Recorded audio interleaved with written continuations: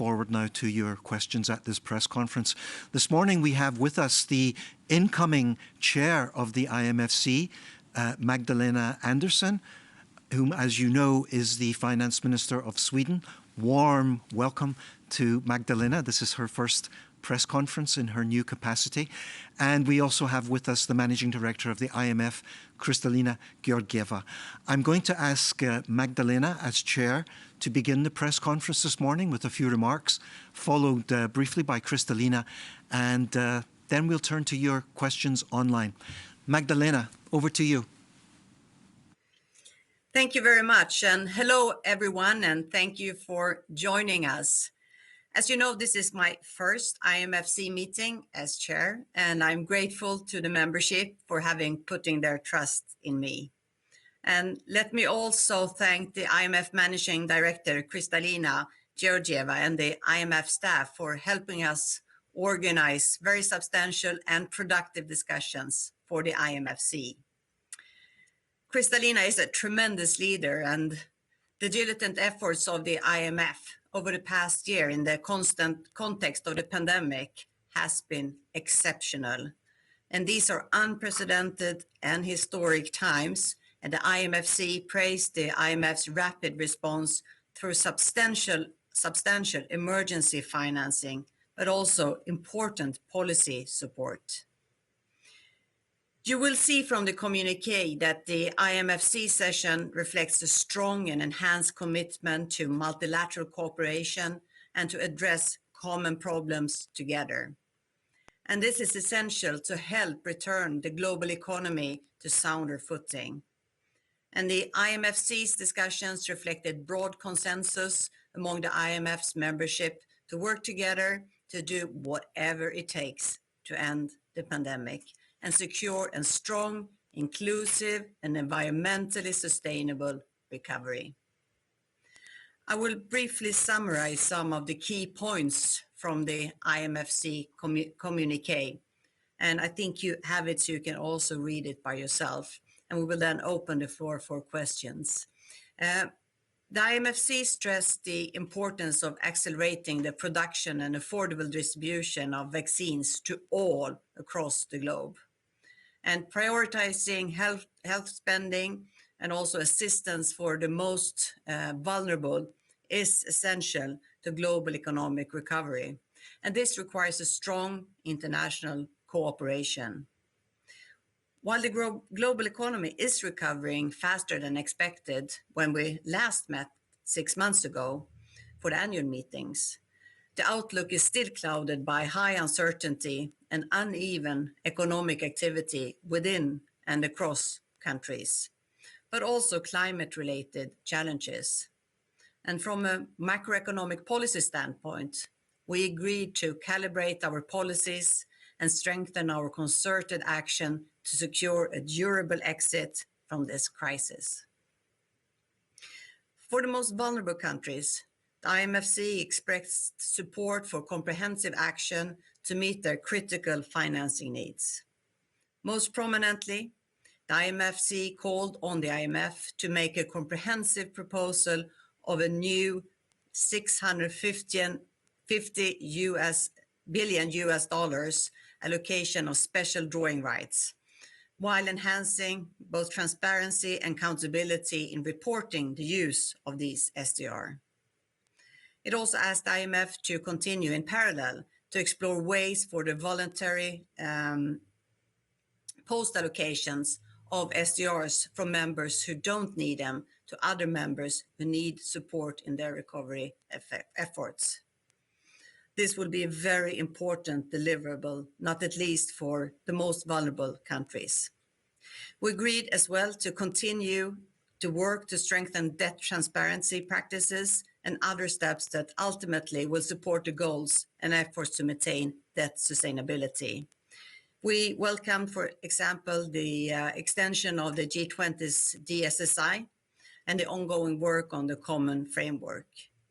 We also supported exploration of measures to reform the IMF's Poverty Reduction and Growth Trust to better serve vulnerable countries and to secure contributions to the final tranche of IMF and World Bank's debt service relief possible through the Catastrophic Containment and Relief Trust.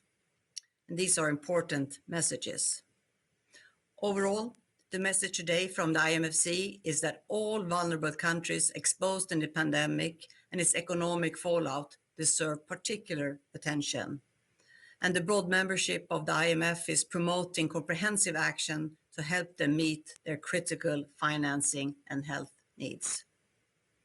One last point is that the IMFC agreed to strengthen multilateral cooperation further to ensure a sustainable, inclusive, and resilient global economy.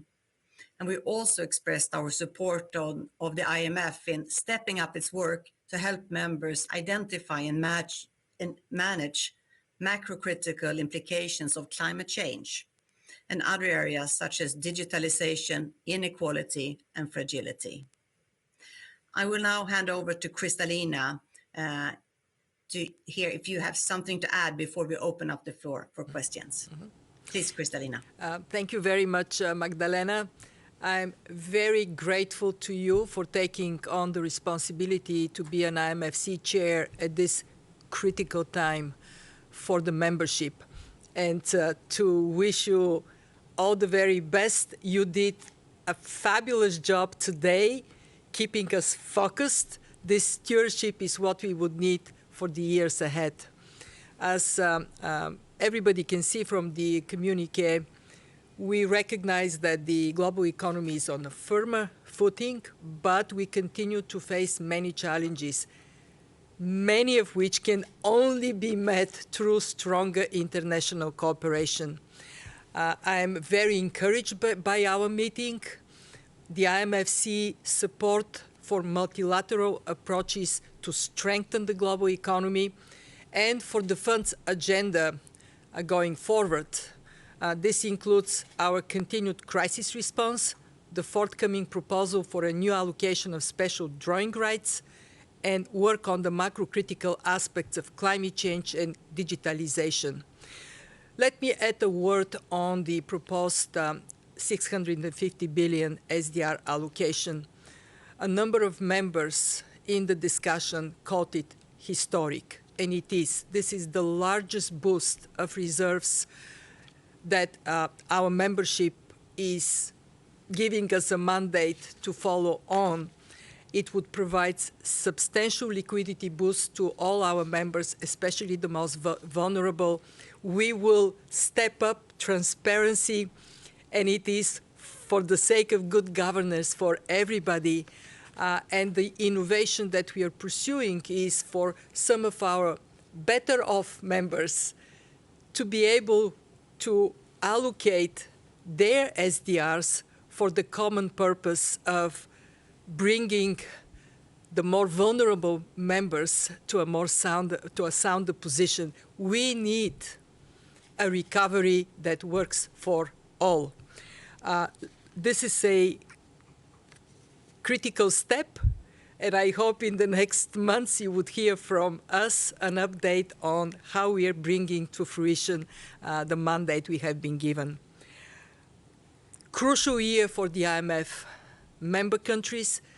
They face a crucial policy transition from crisis to recovery, and then to mitigate and heal the economic scars, but also take advantage of the opportunities for structural transformation.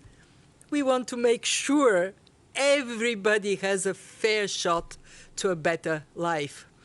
I'm grateful to our chair recognizing that in response to this exceptional shock, the IMF stepped up in an unprecedented way by providing critical new financing to a record number of countries, as well as debt service relief.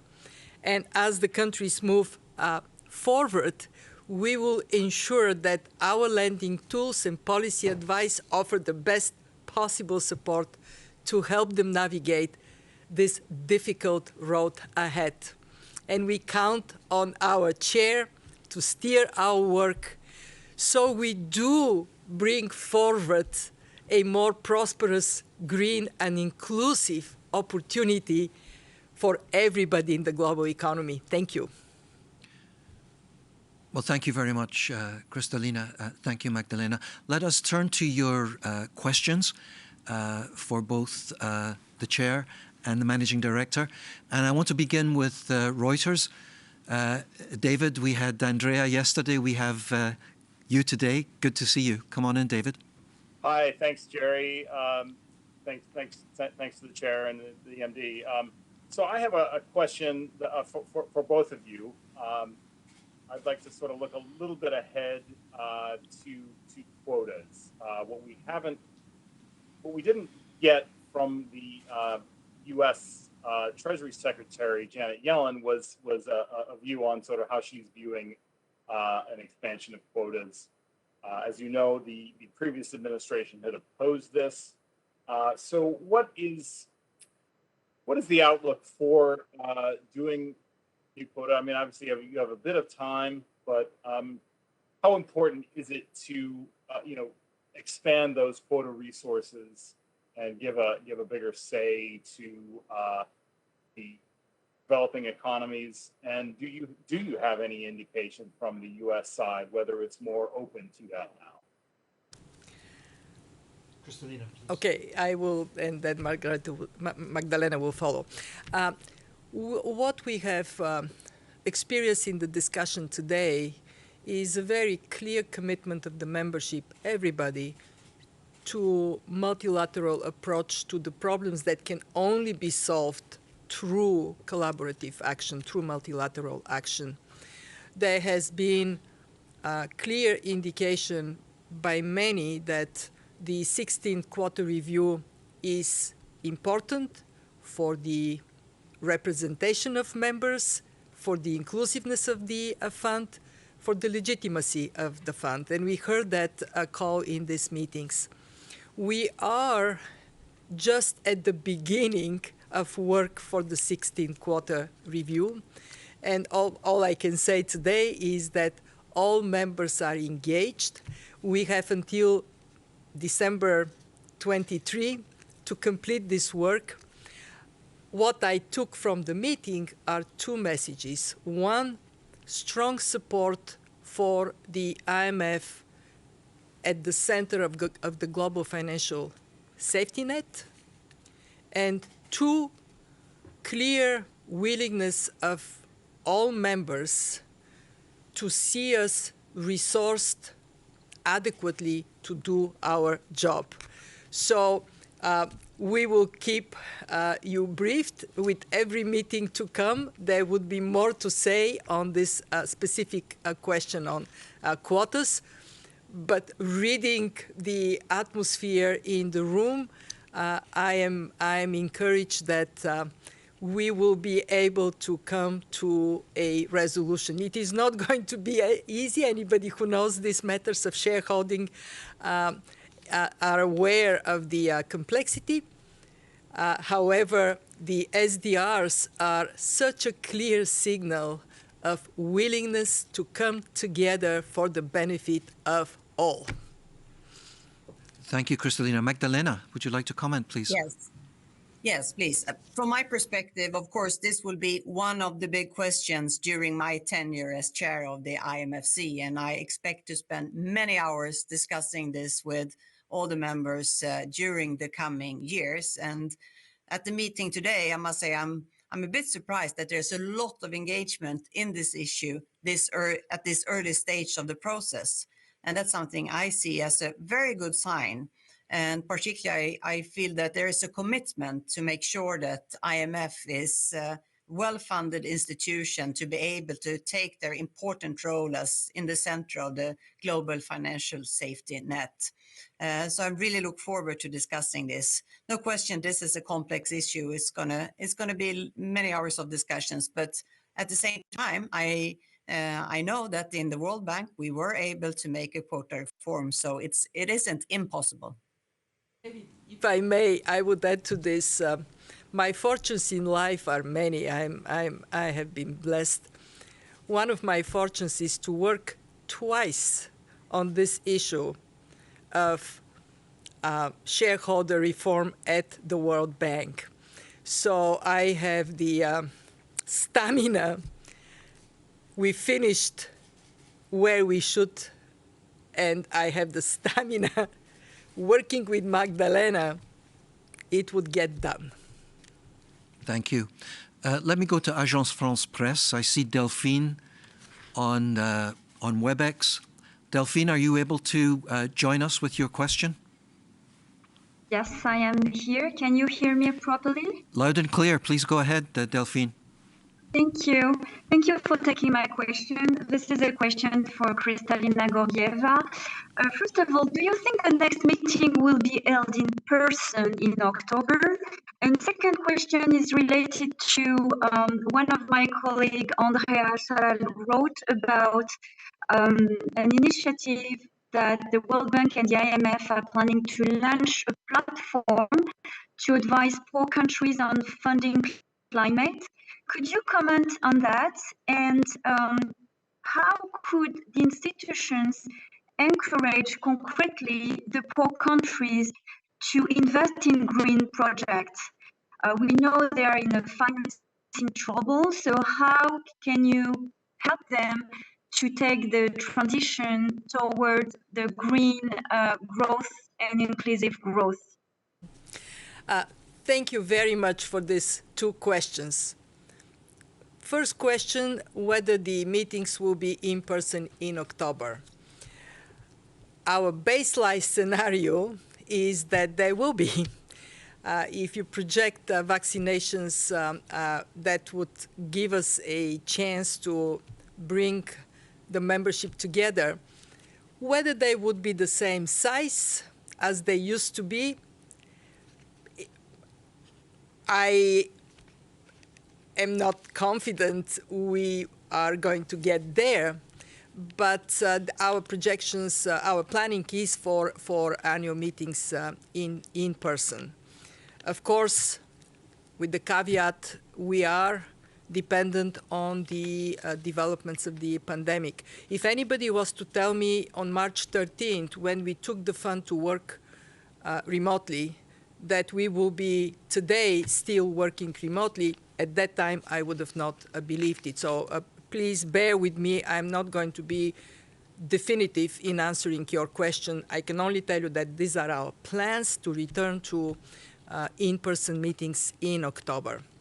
To your second question, let me start by the premises that seeking ways to address multiple problems is not new. Connecting debt relief to poverty reduction, debt relief to environment, there is history in that. And when we are faced with this dual crisis, the debt pressures on countries and the climate crisis, to which many low-income countries are highly, highly vulnerable, it makes sense to seek this unity of purpose. In other words, green debt swaps have the potential to contribute to climate finance. They have the potential to facilitate accelerated action in developing countries. We are going to work with the World Bank, and by COP26, we will advance that option, which of course is then for creditors and debtors to decide whether to embrace. More broadly, I want to make 2 points. One, we heard very strong endorsement from our membership today on the role of the fund with regard to climate change. According to our mandate, climate risks are growing and they are substantial for macroeconomic and financial stability. Climate action can generate green growth and green jobs. This is the mandate of the fund, and therefore we are concentrating on bringing climate issues in our policy engagements, in assessing financial stability risk related to climate, in our work on macro data, and in capacity development. Second point, answering your question, would developing countries be interested in greening, and are they interested in what the fund has to offer? Already we have had cases when fund programs are supporting vulnerable to climate shock countries to be better prepared against these shocks. You wouldn't be surprised, these are primarily small island economies periodically devastated by hurricanes. What we hear from the membership is interest in the fund to help them on two fronts: to mitigate the risks of climate change, and don't forget, for many countries relying on agriculture that is hammered by droughts and floods, or relying on the sustainability of their cities, this is a big priority. And also because countries recognize that there is a big transition happening, they don't want to be left out of it. Thank you, Kristalina. Magdalena, would you like to comment on this topic? Well, I mean, when it comes to meetings in October, I can tell you there are so many ministers of finance and central bank governors that really look forward and hope that we will be able to meet again. I would though say, I mean, having meetings virtually actually works as well. I mean, we had good meetings, but of course you miss out a lot when you can't have that chat in the corridor between the meetings. So really hope we can meet in October, but of course it has to be in a responsible way and safe way then. When it comes to climate, I think it was a clear signal today also in the communique and during the meeting that the members want the IMF to step up its work when it comes to climate change. And it's becoming obvious to all that there are macroeconomic and also financial stability risks that are connected with climate change. So it's an obvious task for the IMF. And just as Kristalina said, I mean, here is so much job potential, and there are so many other future jobs that is within this sector. So there is another reason for the IMF to work on this. I can just go back home and see Sweden, in the northern part of Sweden, where we have lots of green electricity from all the water and wind. There is now an industrial boom in the northern part of Sweden, and they are really screaming for more labor. So there is definitely an upward potential here. Thank you very much. Let me turn to Xinhua and Pan Gao. I see you there. Do you want to come in with your questions, Pan Gao? Yes, thank you. Thank you, Jerry. Managing Director, you have said that the global recovery is increasing powered by the United States and China. In what areas can these two largest economies to strengthen cooperation to support global recovery? And by the way, could you offer some suggestions for China to fight climate change? Thanks. Thank you very much. Indeed, what we see today is the US and China being the two engines that are powering up the world economy. They are the first to be able to reach their pre-COVID levels among the large economies. And like the engines on a plane, on which we are all passengers, it is important that they work in sync. Then we can fly faster and we can get further. So we were very, very encouraged to see a very consistent view expressed by the US and by China on prospects for the recovery, and their recognition of the responsibility they have for positive spillover impacts, as well as to recognize their significant role. Other economies are also coming up, and that global cooperation, paying attention to who may be falling behind, is what has been at the center of our meetings. As regard to China and climate, Again, China expressed strong support for our work on climate, and they are interested in engaging with us exactly on the macro aspects as well as on climate-related financial stability risks. China has set its eyes on becoming net zero emission country by 2060. To get to that point, this decade is going to be crucial. We would engage in our comparative strength area, fiscal policies, and in particular carbon price, monetary policy, and financial stability. And we are very interested to see China doing well on that front. What would be good for China would be also good for the world. Thank you very much. Magdalena, I'll move to the final questions, if okay with you.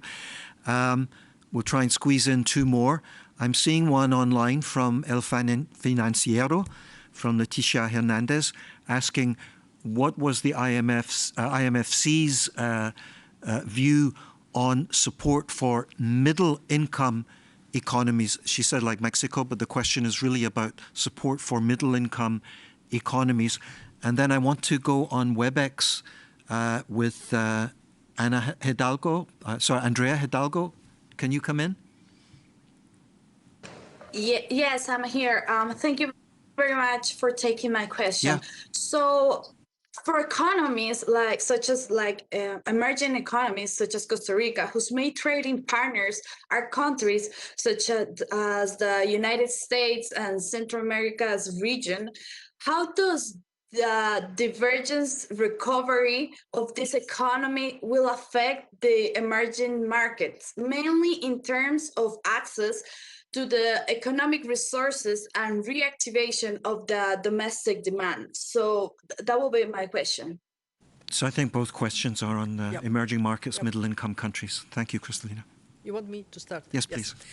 So the issue of middle-income countries was very present in the discussions today, and it had three dimensions. One, making sure that they have an accelerated access to vaccines, so vaccinations can advance.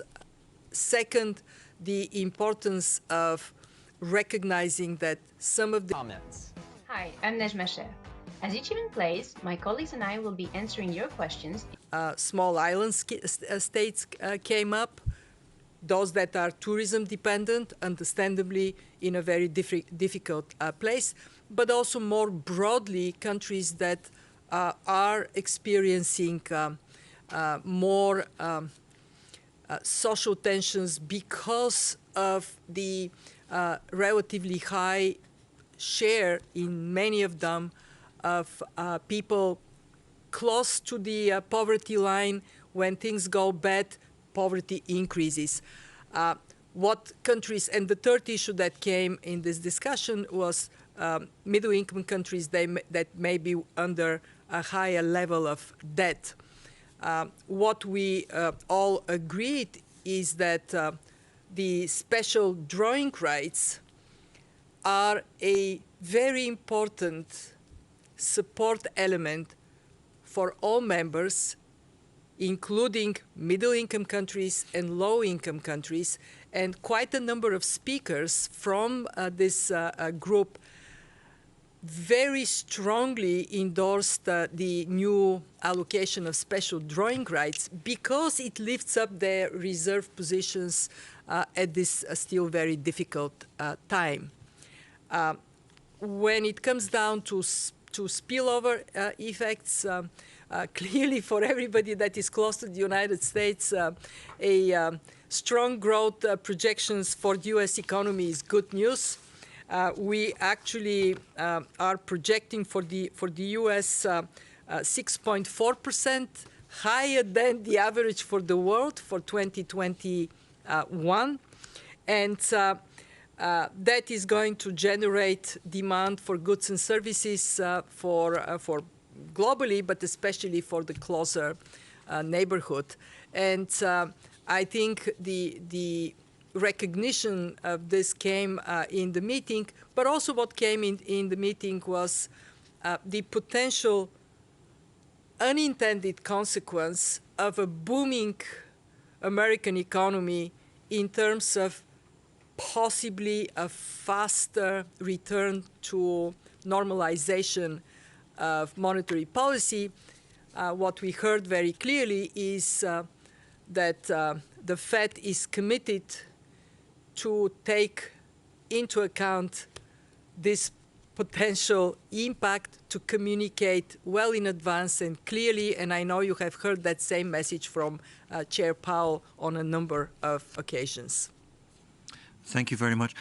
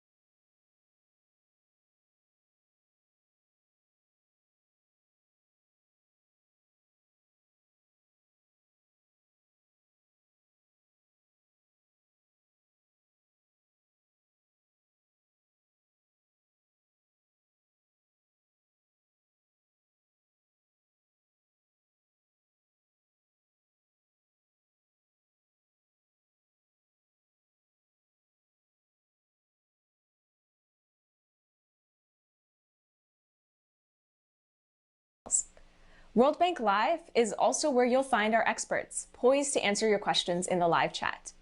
And you can also upvote your favorite questions. We'll be putting some of them to 2 of the bank's top experts straight after this event.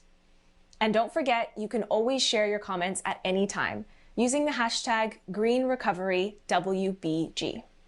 Now, to kick us off, the president of the World Bank Group, David Malpass, is joined by an all-star panel to discuss some of the big issues facing countries as they meet the climate challenge.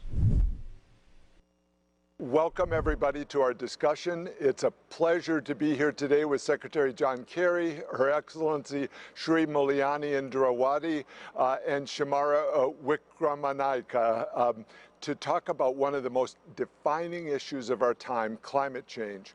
Climate change is a key priority and is critical for the World Bank Group to deliver on our goals to reduce poverty and boost shared prosperity. Last year, my first year as World Bank Group president, we delivered the biggest climate investments in our history at $21.4 billion. We're on track for this year to be bigger still. In consultation with our board, we're finalizing a new climate change action plan. Through this plan, we aim to increase the World Bank Group's impact on greenhouse gas emissions and adaptation outcomes by increasing climate finance, improving and expanding diagnostics to prioritize climate-related actions, and focusing on climate results to deliver impact. The bank will prioritize transitions in key systems. It will use its convening power to support a just transition out of coal, and the World Bank Group will become aligned with the principles and goals of the Paris Agreement. So I'm delighted to be here today with this distinguished panel. Let's dive right in. I'm looking forward to hearing your thoughts on specific actions that we can all do together to have the biggest impact on greenhouse gas reduction and adaptation. So with that, let me turn to Secretary John Kerry. Thank you for being here today to lead off our climate event. This is a critical year for climate in the run-up to Glasgow, to the summit, and one where we have to have an impact. So I'm wondering, could you go through what the U.S. ambition is on climate and what are the specifics, what are the next steps, and what are the key areas to move forward in? Thank you, Secretary Kerry. Well, thank you, David. It's a privilege to be here with everybody, and I'm delighted to be with my fellow panelists. This is the critical fight for all of us, and I know that sounds a little highfalutin to some people, but the evidence, the science, is coming back at us stronger, harder, bigger, faster, and it's telling us that we are running out of time, which is what scientists say. not political people, not ideological, science. And the science told us that we left Paris in 2015 with an agreement that we would all work together to hold the Earth's rise of temperature well below 2 degrees. And aspirationally, we set the target of trying to get to 1.5 degrees Celsius. As of today, almost no country on the planet is meeting the target. In fact, if we did everything we said we would do in Paris, the Earth's temperature is still going to rise to about 3.7 degrees or higher. There are some scientists saying we're in the 4.1, 4.5. Absolutely catastrophic and not worth the fight between the differential because it's all catastrophic. So what do? We go to Glasgow, which is the last best opportunity we have to get real and serious. And if we say this is an existential threat, we have to treat it like that, which means all nations, particularly the developed world nations, the 20 nations that are the equivalent of 81% of all the emissions on the planet, those nations must step up with 2020 to 2030 targets of reduction that keep us within the range of achieving the 1.5 degrees, and then being able to lay out a roadmap taking us to 2050, which is net zero by 2050. So all of us have a responsibility to adopt NDCs, to reduce our emissions at a level that will allow us to hold on to the hope for the vast majority of nations in the world that are not contributing to this massive emissions and who are going to be, many of them, the greatest victims of it. So it is essential we raise ambition, we make Glasgow the next step in divining not what we're willing to do, but what we really need to do in order to be able to get the job done.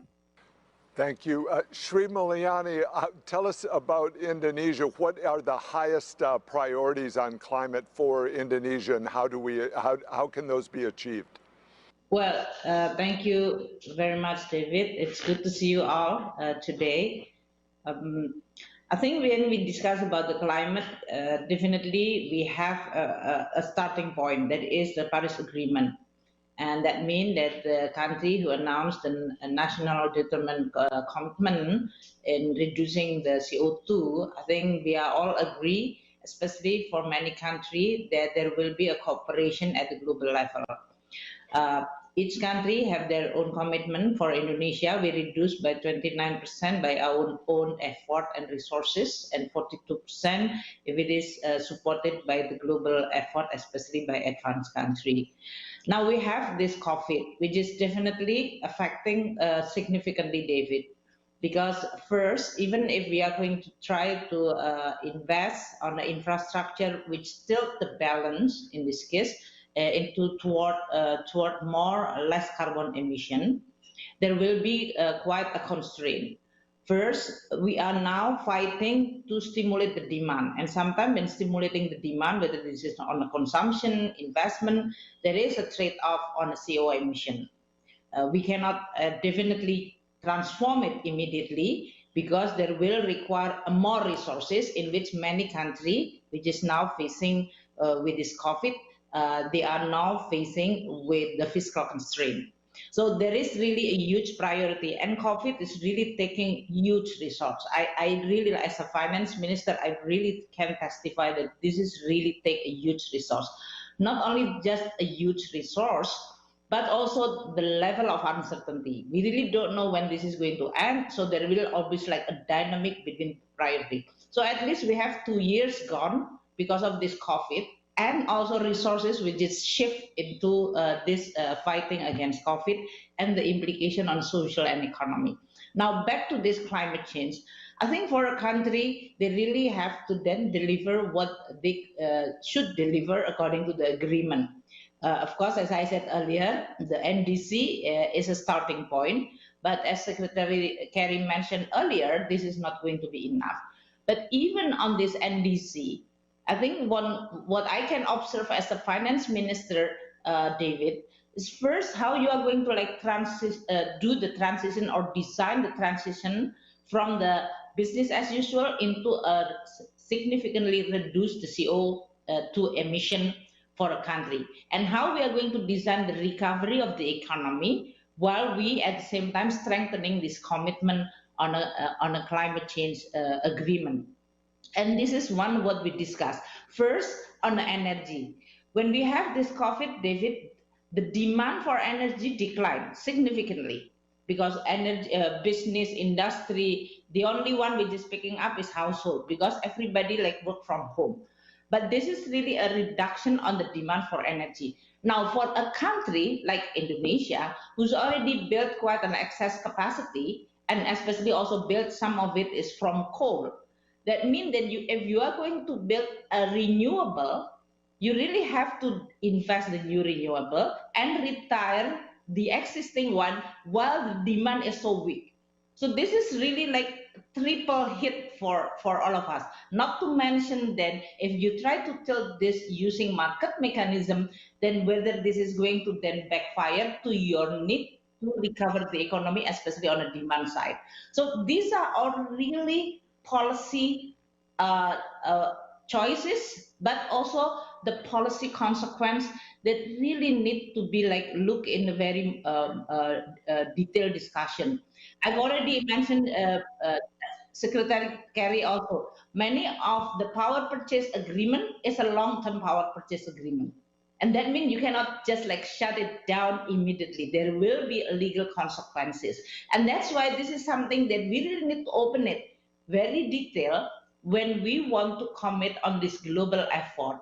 So what I'm saying is that this is not going to be just like our determination and then not translated into action, which then have the consequence on choices of policy, resources, and even sometimes a legal implication for many countries. Thank you. Very interesting. Shemara, you had a diversified financial services company. Tell us how you see climate ambition and how does this feed together? What does it mean for your business? I might just start with saying what a privilege it is to join this esteemed panel on this very big topic. For Macquarie, I'd start with our purpose statement, which is basically empowering people to innovate and invest for a better future. And addressing this climate challenge is a big part of delivering that better future for us. But the way we go about doing that is empowering not just our people, but our counterparts, our clients, our communities, the governments and regulators in terms of innovating investment solutions for the large pools of capital that are out there in the world to address these challenges. And there are three main areas where we're trying to help in terms of all the issues that have been raised so far with bringing investment, particularly for emerging countries. The first of those is in mitigation solutions, and that's in infrastructure across all areas, be it energy, transportation, buildings, agriculture, etc. I'm happy as we go on to talk in more detail about that. The second is in building resilience in existing infrastructure, because we were talking about the weather events we're having here in Australia currently, but climate change is upon us, and we are going to have to make our food supply chains, our infrastructure and transportation, etc., more resilient, which will require investment.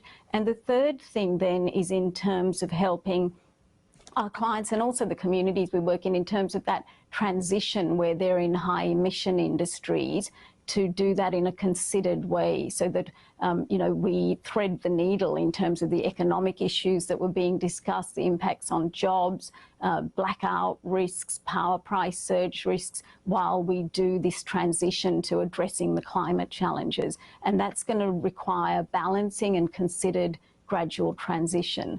And as far as we're concerned, we, as part of our business, are the world's largest infrastructure manager. And we've just recently been one of the first asset managers to make a commitment to net zero emissions by 2040. And that's catalysing a lot of others in our industry as well, who are intermediaries between connecting the capital of the world with the investment solutions to bring momentum behind this area. Thank you. That's very informative. I wonder if we can end with Secretary Kerry. How big is the problem that we're facing, and how do we make progress through markets, through public-private partnerships? This is as big a challenge as any of us have ever faced.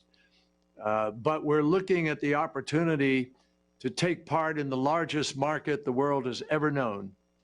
4.5 to 5 billion users today, already multi-trillion-dollar market in double digits, and it's going to grow to 9 billion users in the next 30 years with huge sums of money that will be invested in and ultimately made in the marketplace by those who are investing in this future. That's happening. You're seeing already, I think it was about 500 billion plus that was invested last year. The projections in the United States from the labor statistics are there are 3 job categories that will grow more than 50% this next year in America. The first, at 62%, is wind turbine technician. The second is a practitioner, nurse practitioner. We know why that's growing. And the third is solar panel installer. It's happening. Already the market is moving. And that's why I think it shouldn't be that difficult to create this new financial instrument. I'm not a financial engineer, but I know that we had about $13 to $17 trillion sitting in net negative interest status in the last years. Are you kidding me? Net negative interest, paying for the privilege of being parked somewhere when there were obviously things to invest in and do around the world that could have earned you a decent return on investment. So we have to get real and serious about this opportunity. It is the challenge of our generation with the next generations. And they're the ones who've been calling us to account, asking why the adults can't get this done. So I think the challenge is clear. I think the opportunities are equally as clear. What we have to do now is summon the creativity and the energy, personal energy of our countries to commit to doing this. And I think it'll be something that's amazingly exciting because the quality of life will improve. Cleaner air, cleaner water, more people employed, greater energy independence, greater security between nations, and I think a huge kickstart to the post-COVID world. That's fabulous. Thank you all three. The World Bank's in the middle of many of these issues, so we want to work with all of you on how do we get to the next steps. What are the highest priority things that we can get done? So again, thank you so much for joining today.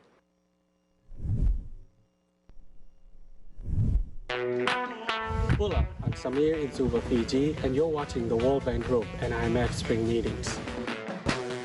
Thank you to David and his guests. Some important guidance there on how we can turn climate action into reality. And the conversation didn't stop there. You can watch the full discussion using the link below. So clearly, 2021 is a big year for climate and for nature. Supporting communities to protect their natural environment for future generations has been a priority for Prince William, the Duke of Cambridge. We asked him to share his thoughts on why nature should be a priority for us all. Hello, everyone. It is an honor to be joining you today at the spring meetings to talk about the intrinsic link between nature and climate change. Protecting and restoring nature is critical to the success of COP26 in Glasgow later this year, and for the brighter, greener, more prosperous future that we all want to see. We cannot recover sustainably from coronavirus, eradicate global poverty, achieve net zero emissions, or adapt to climate change without investing in nature. The evidence is clear. Nature continues to decline at an alarming rate. And in the short term, it is the world's most vulnerable communities who are most affected.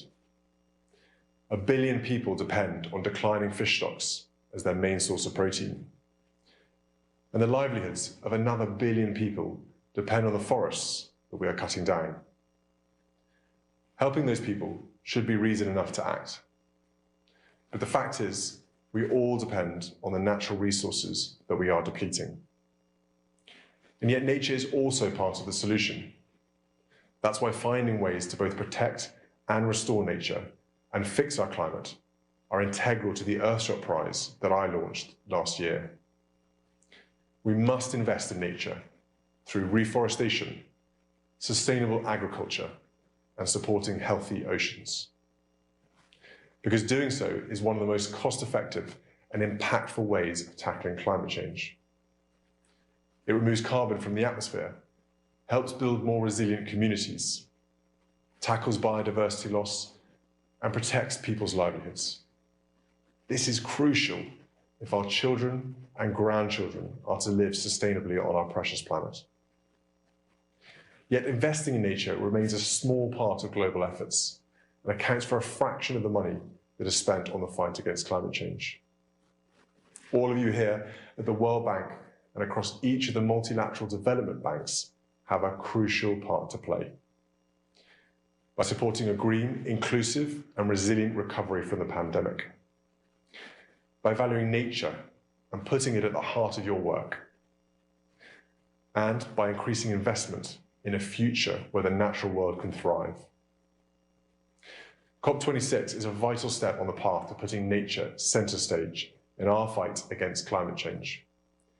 The decisions that leaders take in Glasgow will echo down the generations for years to come. So let's make it count.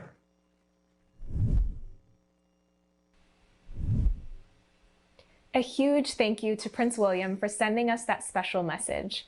We've got lots more great speakers lined up, but now another chance to get involved. We are asking you to vote in our special poll.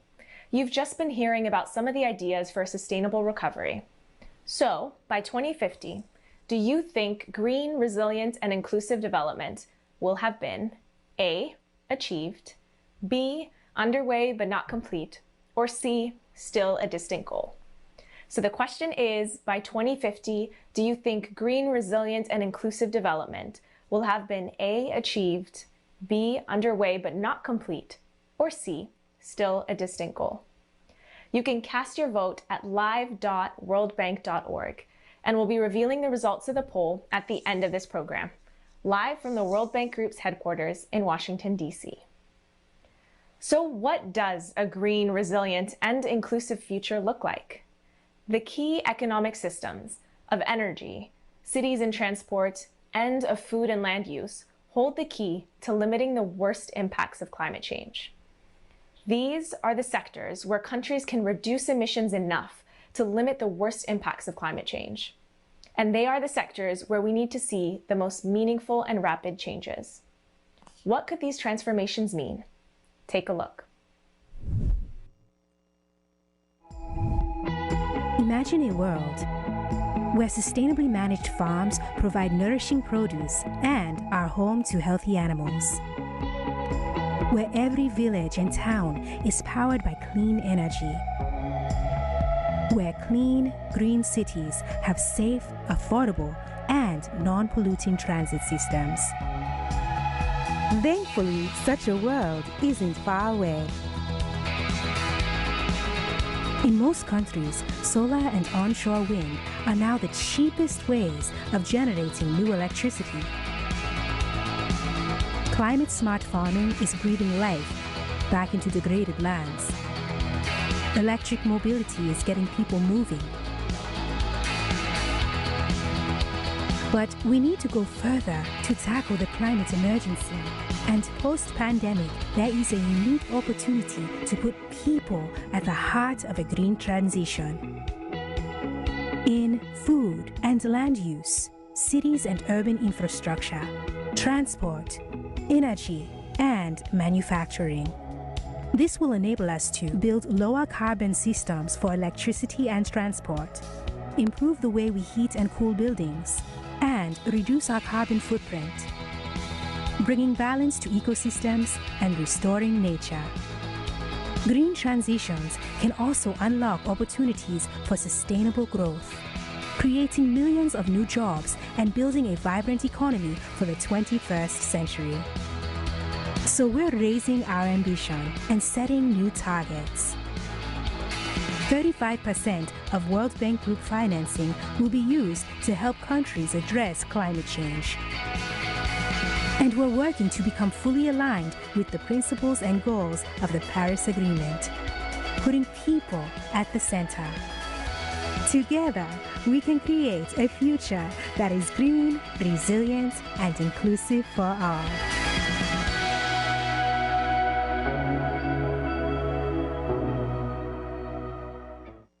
So let's dive straight into our first green transition, clean energy.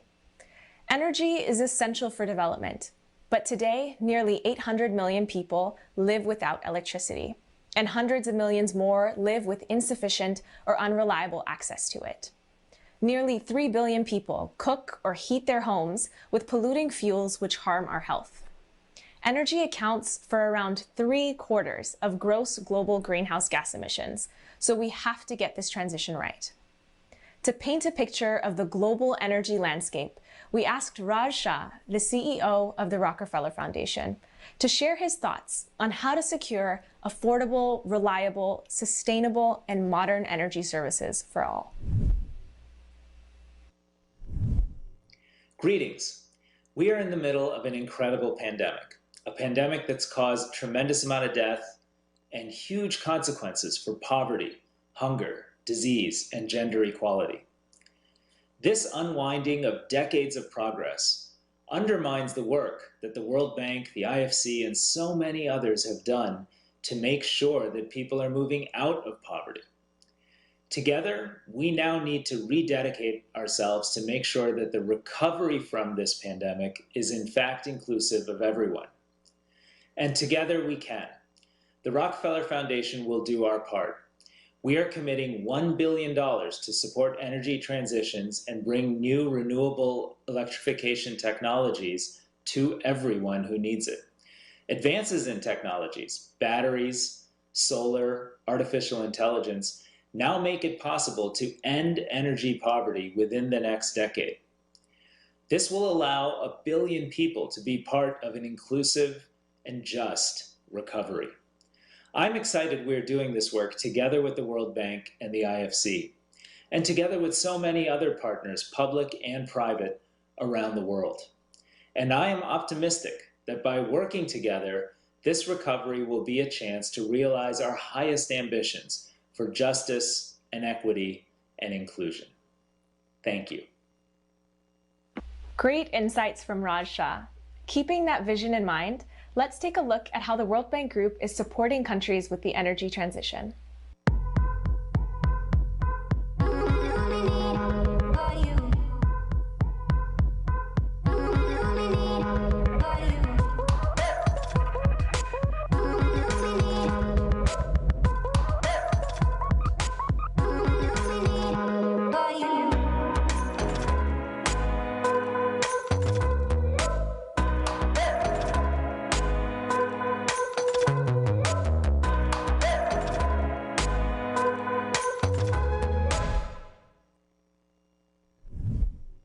To talk to us today about what transforming energy systems actually looks like, I'm joined by Minister Malik Amin Aslam, Special Assistant to the Prime Minister of Pakistan and Federal Minister for Climate Change, Damilolo Ogunbiyi, who is the CEO of Sustainable Energy for All, as well as a Special Representative of the UN Secretary General, and finally, Lucy Heinz, who is a Partner and Energy Fund Manager for Actis. Minister Aslam, my first question is for you. We would love to know what Pakistan is concretely doing to transition to a cleaner energy mix. Thank you very much, and thank you for having me on this panel. Pakistan is a country which is, not a big contributor to climate change. Less than 1% of the global emissions and 1/35 in terms of per capita emissions on the list. But at the same time, we want to be a part of the solution and not a part of the problem.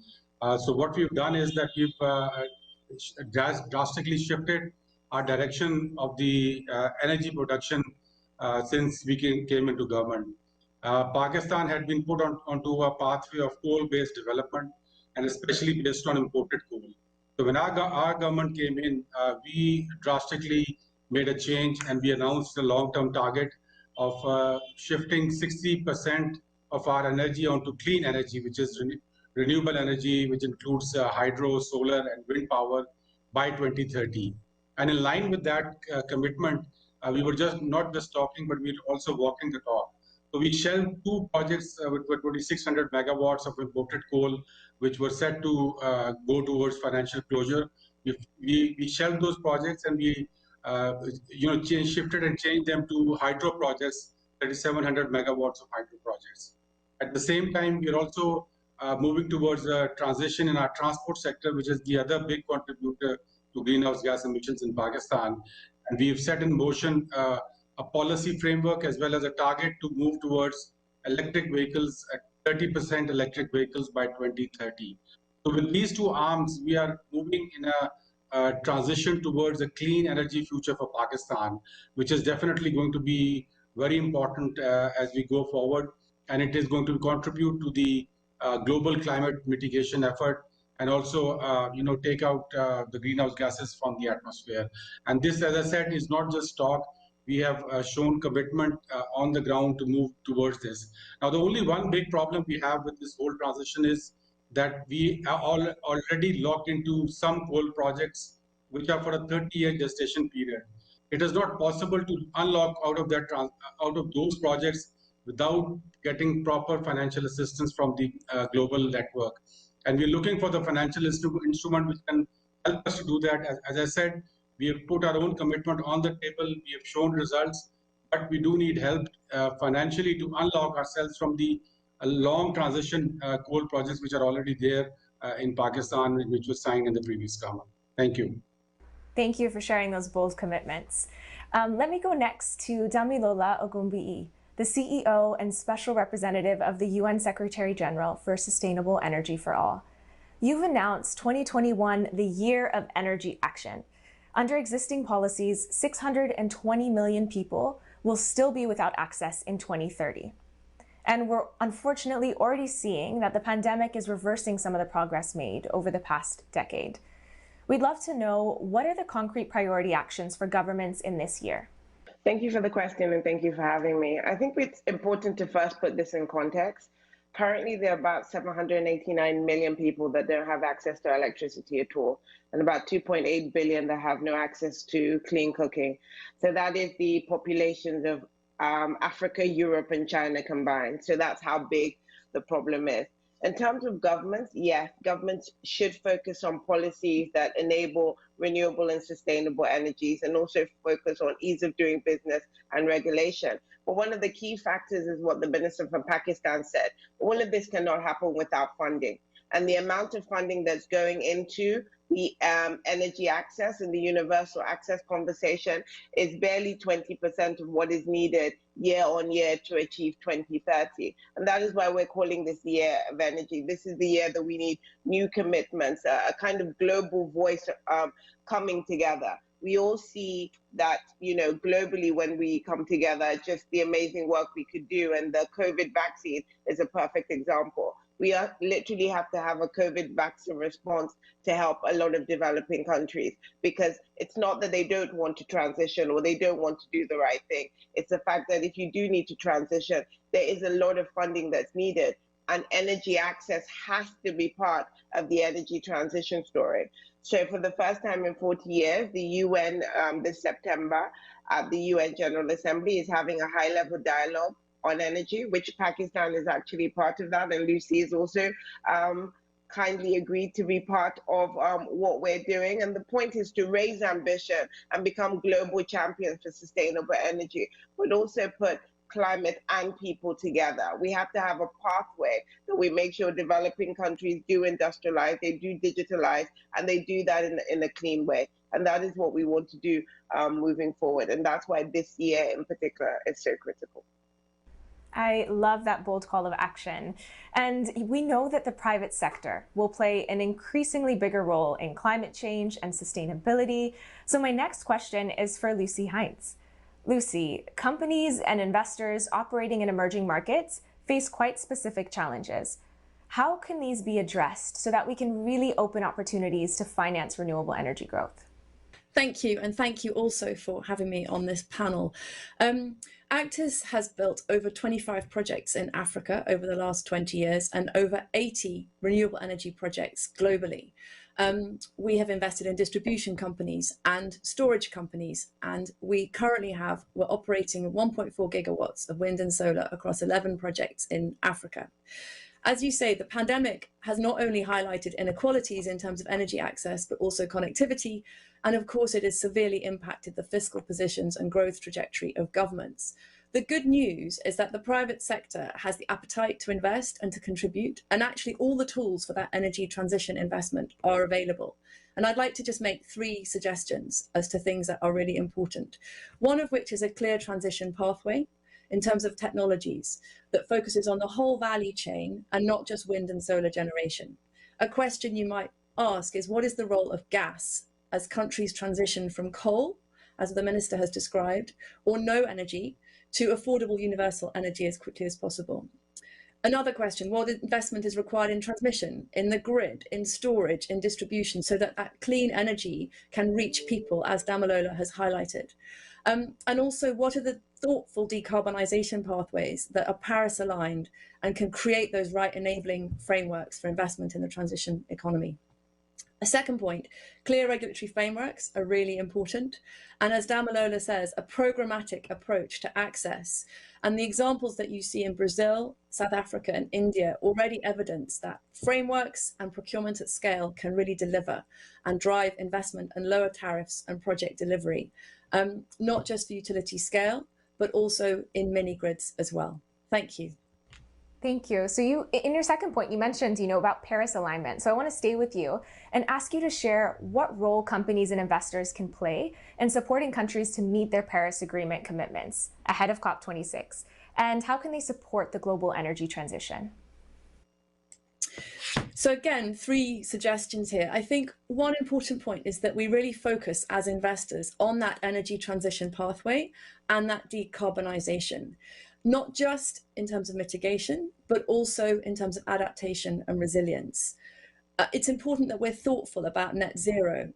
Net zero right now is currently a kind of commit now, let's figure it out later, with a lot of confusion. And it's really important that we all work together to create standards and guidance, and also carefully consider the interplay between purism and pragmatism. And I think coming back to that point, investing in the value chain is really important, because decarbonisation, as the Minister described, is more about than just investing in green. It's investing in the incremental steps that each country takes from dark brown to light green to pure green. And all of those are important stepping stones in the pathway. And the third point I want to make is about investing in inclusive growth as well, at the same time addressing the needs of those left most vulnerable from the pandemic. And I would like to give you one example, which is our Taiba wind farm in Senegal, which we brought online in 2020 through the pandemic.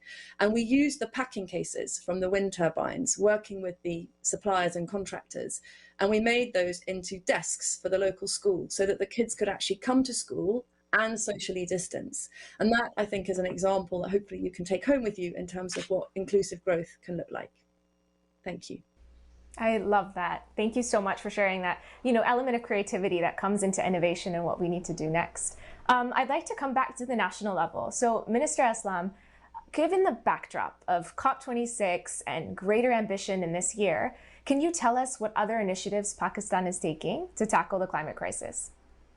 Yes, I just talked about the energy transition framework that we have, which is towards climate-friendly technologies in the future. But at the same time, the other leg that we're standing on is based on nature-based solutions. And we've got 2 main initiatives on that front. The first one is a very ambitious campaign to reforest Pakistan, increase our forest restoration by 1 million hectares in the next 5 years. We are already well on our way on that campaign, which includes, alpine forests, scrub forests, as well as mangroves. We are planting, 100,000 acres of new mangrove forests in our coastline. Along with this massive plantation campaign, we've got what is called the Protected Area Initiative. So this is expanding the protected area coverage in Pakistan, both marine as well as terrestrial. And again, they are sinks for carbon sequestration. And what is unique about both these initiatives is that they are also creating jobs for the people. They are creating a new economy which creates nature jobs for the people.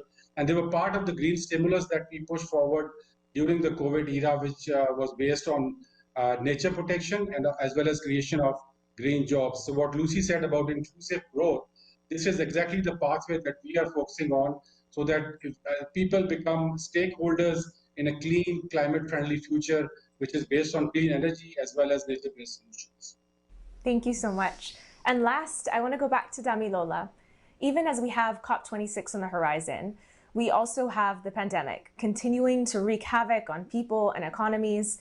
And it's highlighted the massive inequalities that persist when it comes to affordable and clean energy access.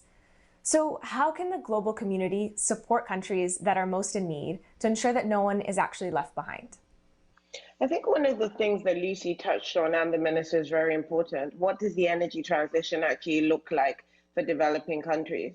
There's not enough work and data that has put into what is actually the pathway to getting into net zero. How long do you use these transitionary fuels for? Knowing that developing countries still want to industrialize, they want to digitalize, they want to get their people out of extreme poverty. We have a year here that 150 million people have gone back into extreme poverty. So energy is that golden thread. We need to highlight that affordable, sustainable energy and cleaner energy is key, not just for electrification, but also for clean cooking, which is left behind.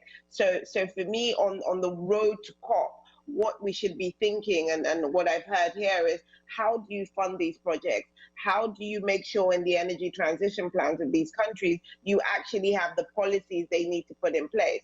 And once they do put those policies in place, you actually look at the unique nature and the resources that are found in the countries and utilize that for the energy needs, instead of what we do now and try and wait for the perfect solution. We know we need to recover better. We know that if we now invest in cleaner energy, GDP-wise, for every dollar invested, you get 0.93 cents. So that's just good math. We know countries want to create more jobs. We know renewable energy creates 3.5 more jobs than some of the fossil equivalents. So we need to look at it at the economic standpoint, and we need to look at it, how do countries recover better? And I feel, don't waste a good pandemic, because the pandemic has shown us the inequalities that exist. It's shown us that even in Africa, when we're having the COVID vaccine distribution, there's only 25% of healthcare centers that actually have electricity. So it's not going to go as well in developing countries, especially in Africa, as in Asia. So it shows us we need to sort out our cold chains.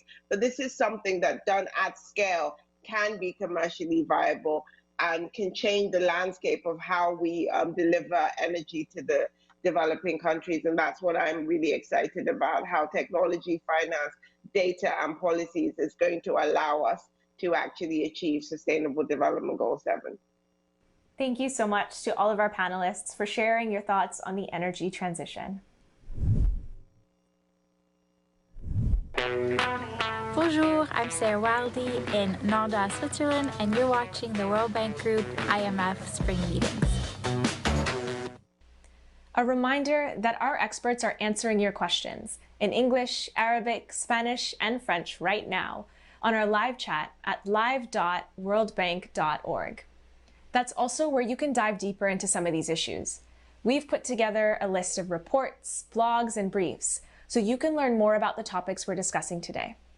Just scroll down to the resources section on the same page. Now, a massive milestone coming up later this year is COP26. That's the next annual UN Climate Change Conference, postponed last year because of COVID, where countries, companies, and civil society will need to send a strong signal of climate ambition. We asked some of the key figures leading climate action across the world to share their thoughts on the major priorities for COP26. Here's what one of them had to say. Climate action is vital to survival of humankind. The world has to become climate neutral by the middle of this century. This has been Germany's target, as we have been helping our partners for a number of years to decarbonize their energy sectors in line with the Paris Agreement. Together, we want to ensure needs-based, climate-neutral energy supplies for all. COVID-19 has made this global task even more urgent. The consequences of the pandemic are threatening to undo progress already made. We need a new paradigm. Recover forward. This means economic recovery based on green and social investments in the spirit of the SDGs and the Paris Agreement. In order to support the energy transition in our partner countries, the World Bank has to massively increase its reform financing.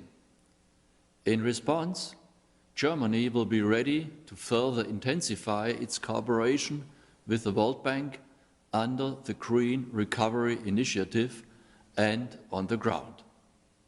Thank you.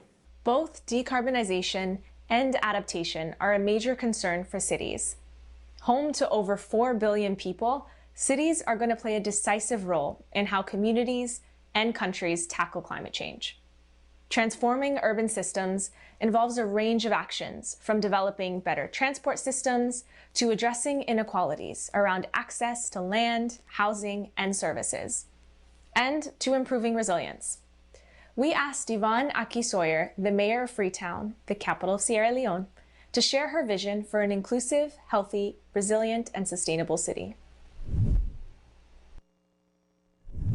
Hello, I'm Yvonne Aki-Sawyer in Freetown, Sierra Leone, and you are watching the World Bank Group IMF Spring Meetings.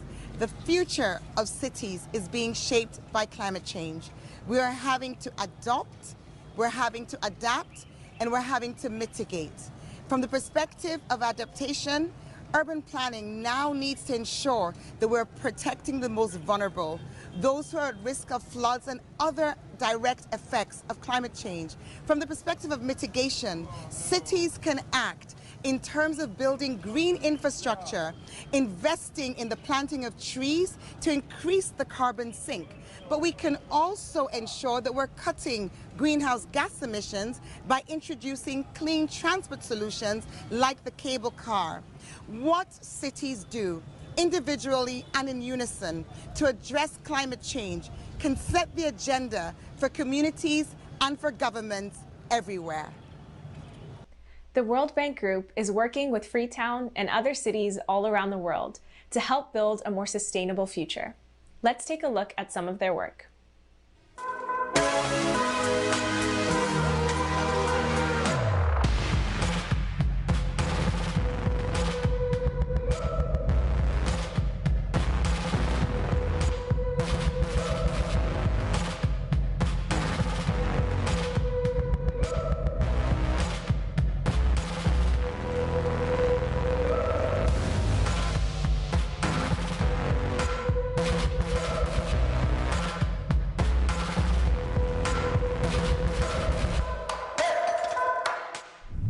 To share their thinking on how to transform cities and transportation, I'm joined by Claudia Dobles Camargo, First Lady of the Republic of Costa Rica, Dr. Yasmin Fouad, Minister of Environment for Egypt, and Brian Arbogast, Director of Water, Sanitation, and Hygiene at the Bill and Melinda Gates Foundation.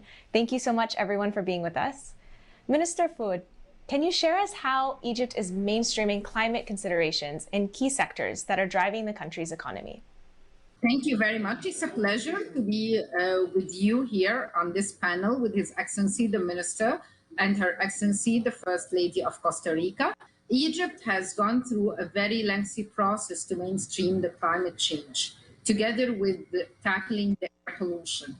First of all, the air pollution and the economic impact of air pollution and the cost and how it affects the GDP was our main argument, including getting all relevant stakeholders around the table, mainly the development sectors that are responsible for those emissions. Some interventions that did make a difference in Egypt, such as the metro line, such as the reduction of the fuel subsidy that took place in 2017, and all that has contributed in a way or another for the air pollution.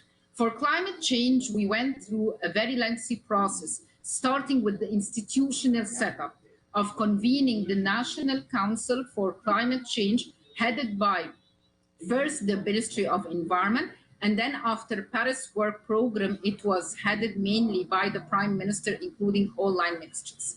We went into a pilot testing of linking between science and policy by developing our own adaptation vulnerability mapping, where all our huge paradigm shift and transformation in mega projects would be included on that map and give a forecasting on how those places, and especially the new urban cities, will be affected by the impact of climate change.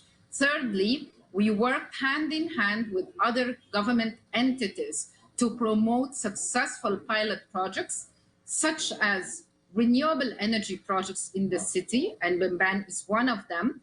We have another project on the biogas and the impact of the open burning of the waste, especially in rural areas, sustainable transport, and moving into the natural gas and the electric vehicles. So we had so many examples to put from the small, medium, and large size ahead of the people. Finally, we started working with the youth at the level of the universities for more projects that would work on climate change. Mainly, we are mainstreaming climate change in cross-cutting ministers. And finally, the finance and the planning.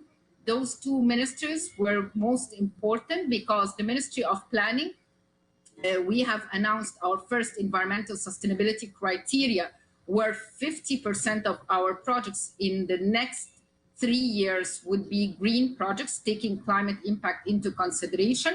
Secondly, the Ministry of Finance announcing the first governmental green bonds in Africa and the Middle East, focusing on climate mitigation projects, mainly the sanitation and the transport sector. Thank you very much. Thank you for sharing the holistic approach you are taking.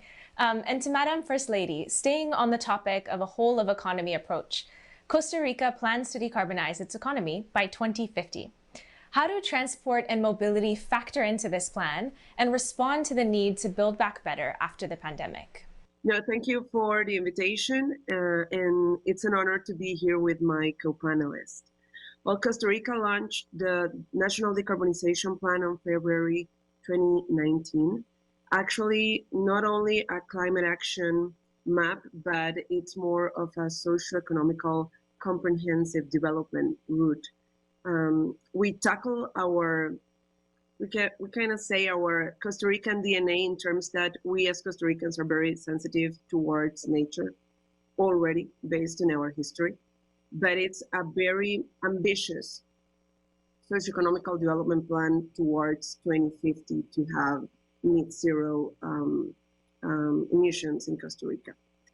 Costa Rica, just to give you an example to focus on transportation, Costa Rica has I think it's a treasure for us, which is that we based our electricity matrix in a almost 100% renewables model. So our electricity is already clean. But nonetheless, and ironically, on the other hand, when we go to our energy matrix, we still based our energy matrix mostly on fossil fuels. And we start looking to it, you realize that it's mostly because the transport sector. You have somehow agricultural there, but mostly because our transport sector. So we say, okay, we really need to invest on this. And we wanted to focus on three main areas.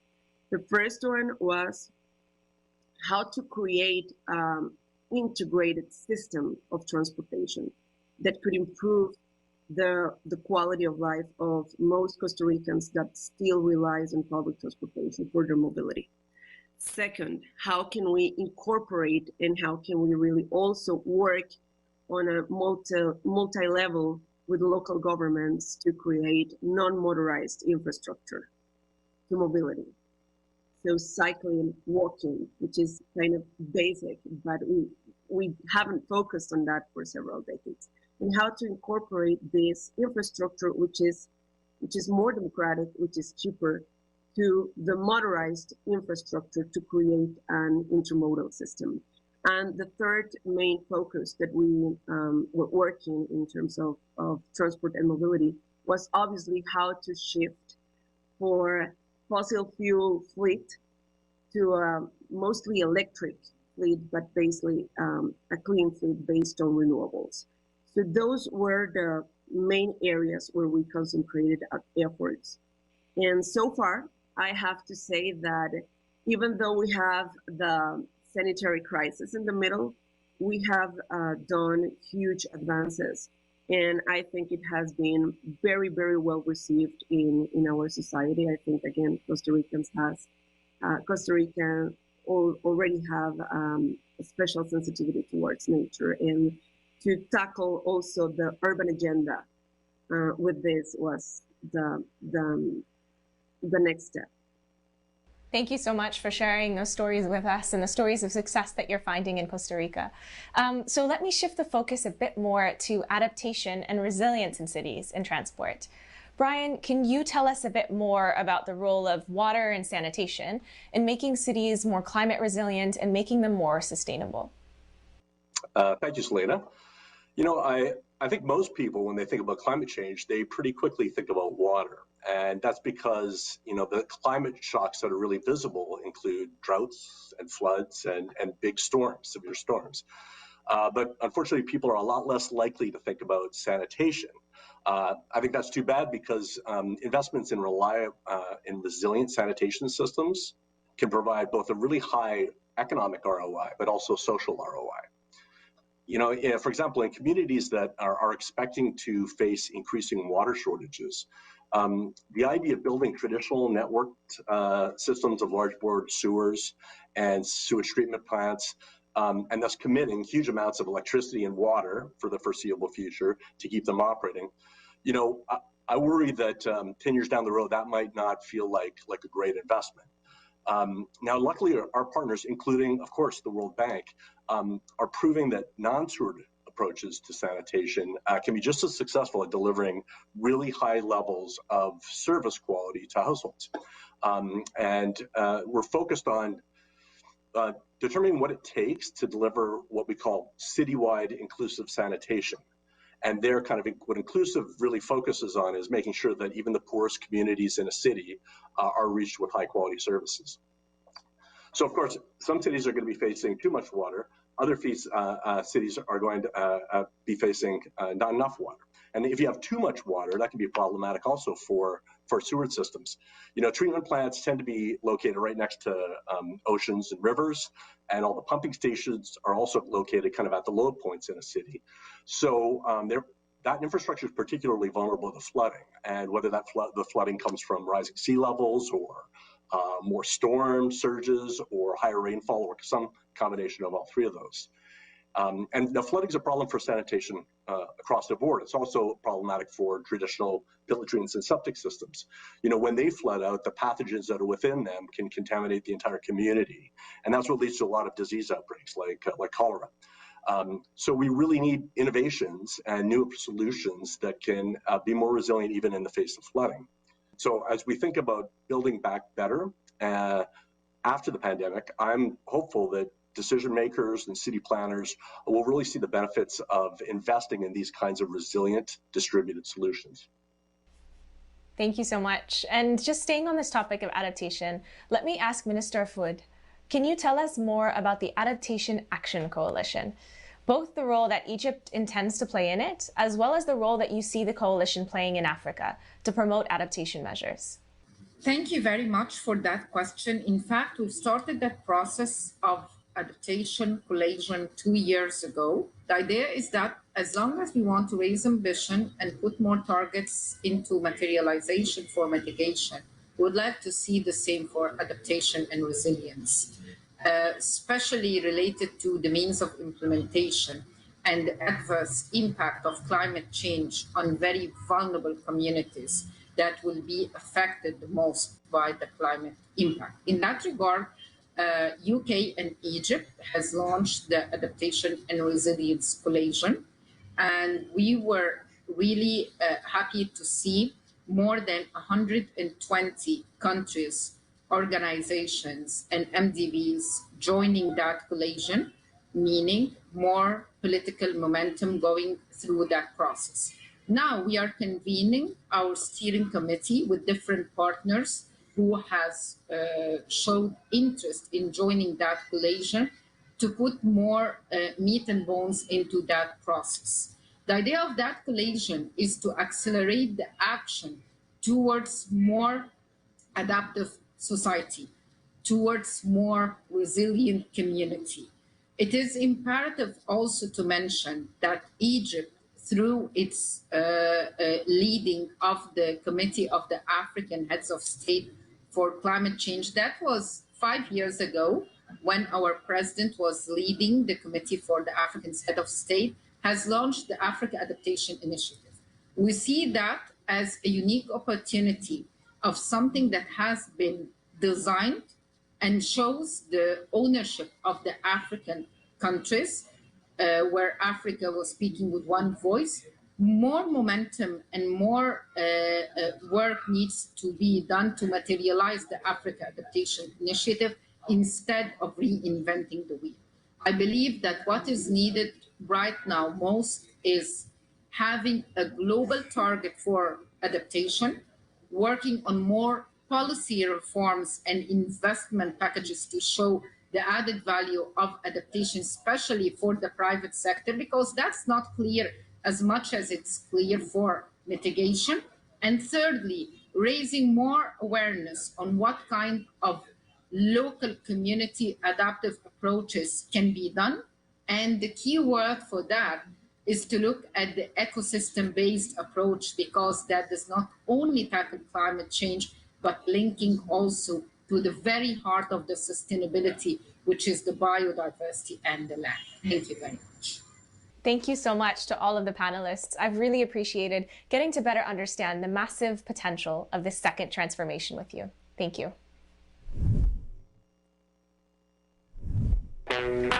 Wagwan. I'm Charmaine Wright from Kingston, Jamaica, and you're watching the World Bank Group IMF Spring Meetings.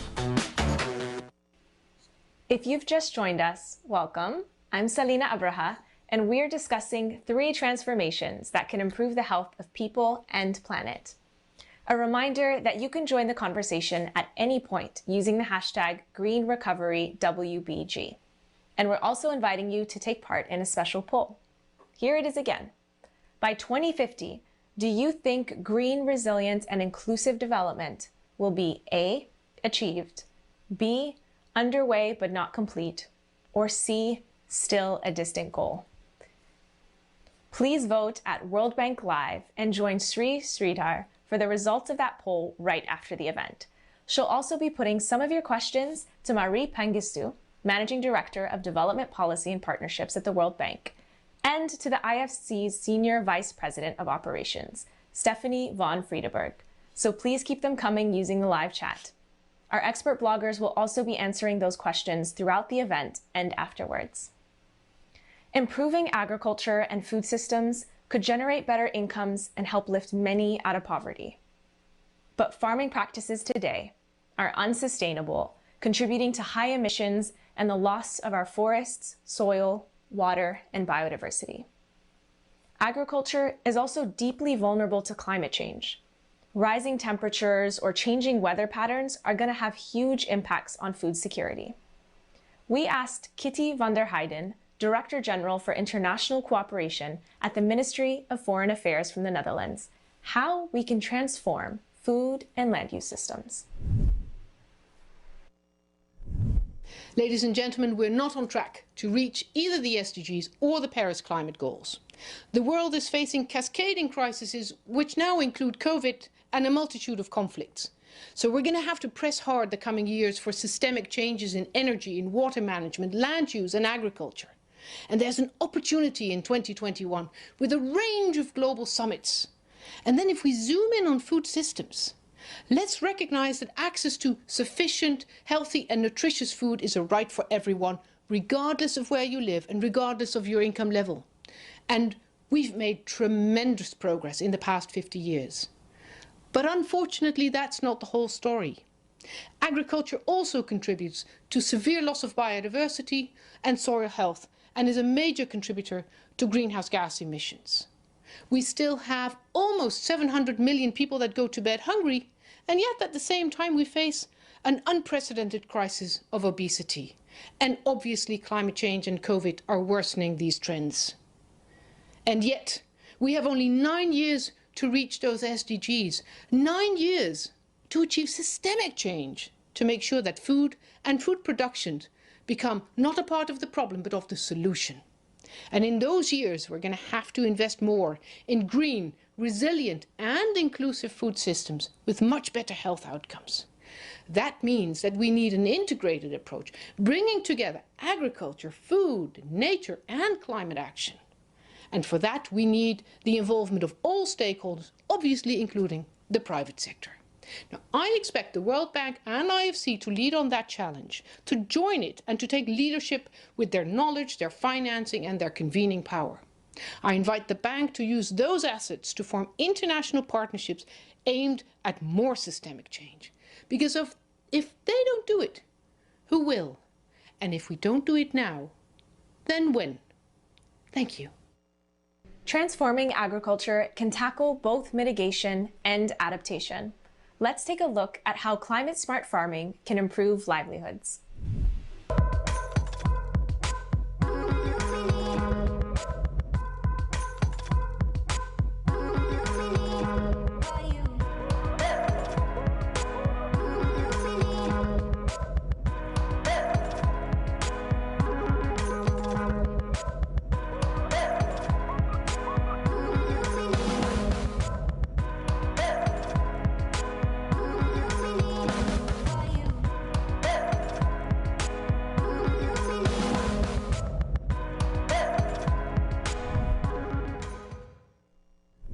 Now, to discuss the future of food systems, I'm delighted to welcome the third and final panel of our event today.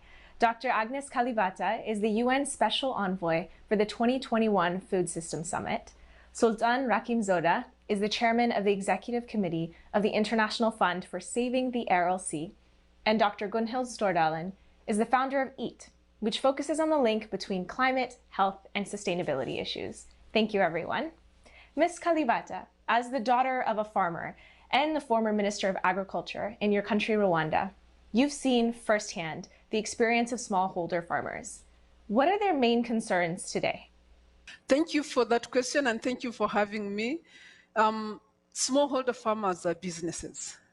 They are doing this because they want livelihoods like every one of us that is working in some business or the other. So sometimes we forget that. They want to send their kids to school, they want to earn money, and they want to have some form of insurance for their families as well. So the key things that concern them are things that interfere with their ability to earn a living from farming. Number one, and very critical for the part of the world that I live in, climate change. You see, Africa was beginning to recover from whatever it had been going through with regards to failures at the farm level, with regards to failures of the agricultural sector. We are beginning to see huge recoveries. Today, with the climate change, farmers don't know when it will rain. When it does rain, they don't know how long it will stay. It will wash away everything they have. I remember one situation when I was dealing with an insurance company and they told me, oh, these farmers can't be repaid because they didn't do what they were supposed to do. And I said, what were they supposed to do? They were supposed to plant because it rained again after. So I said, after how many failures? 3. So after 3 failures, do farmers have seeds? So climate change is the #1 threat that farmers have and problem. Next, without climate change or in the absence of climate change, when things are going well, markets is something that must be in place. You see, farmers are not looking for any other form of support. Like I said, they're businesses. They want to be able to produce and sell their produce. They want to be able to have a fair environment where they can participate.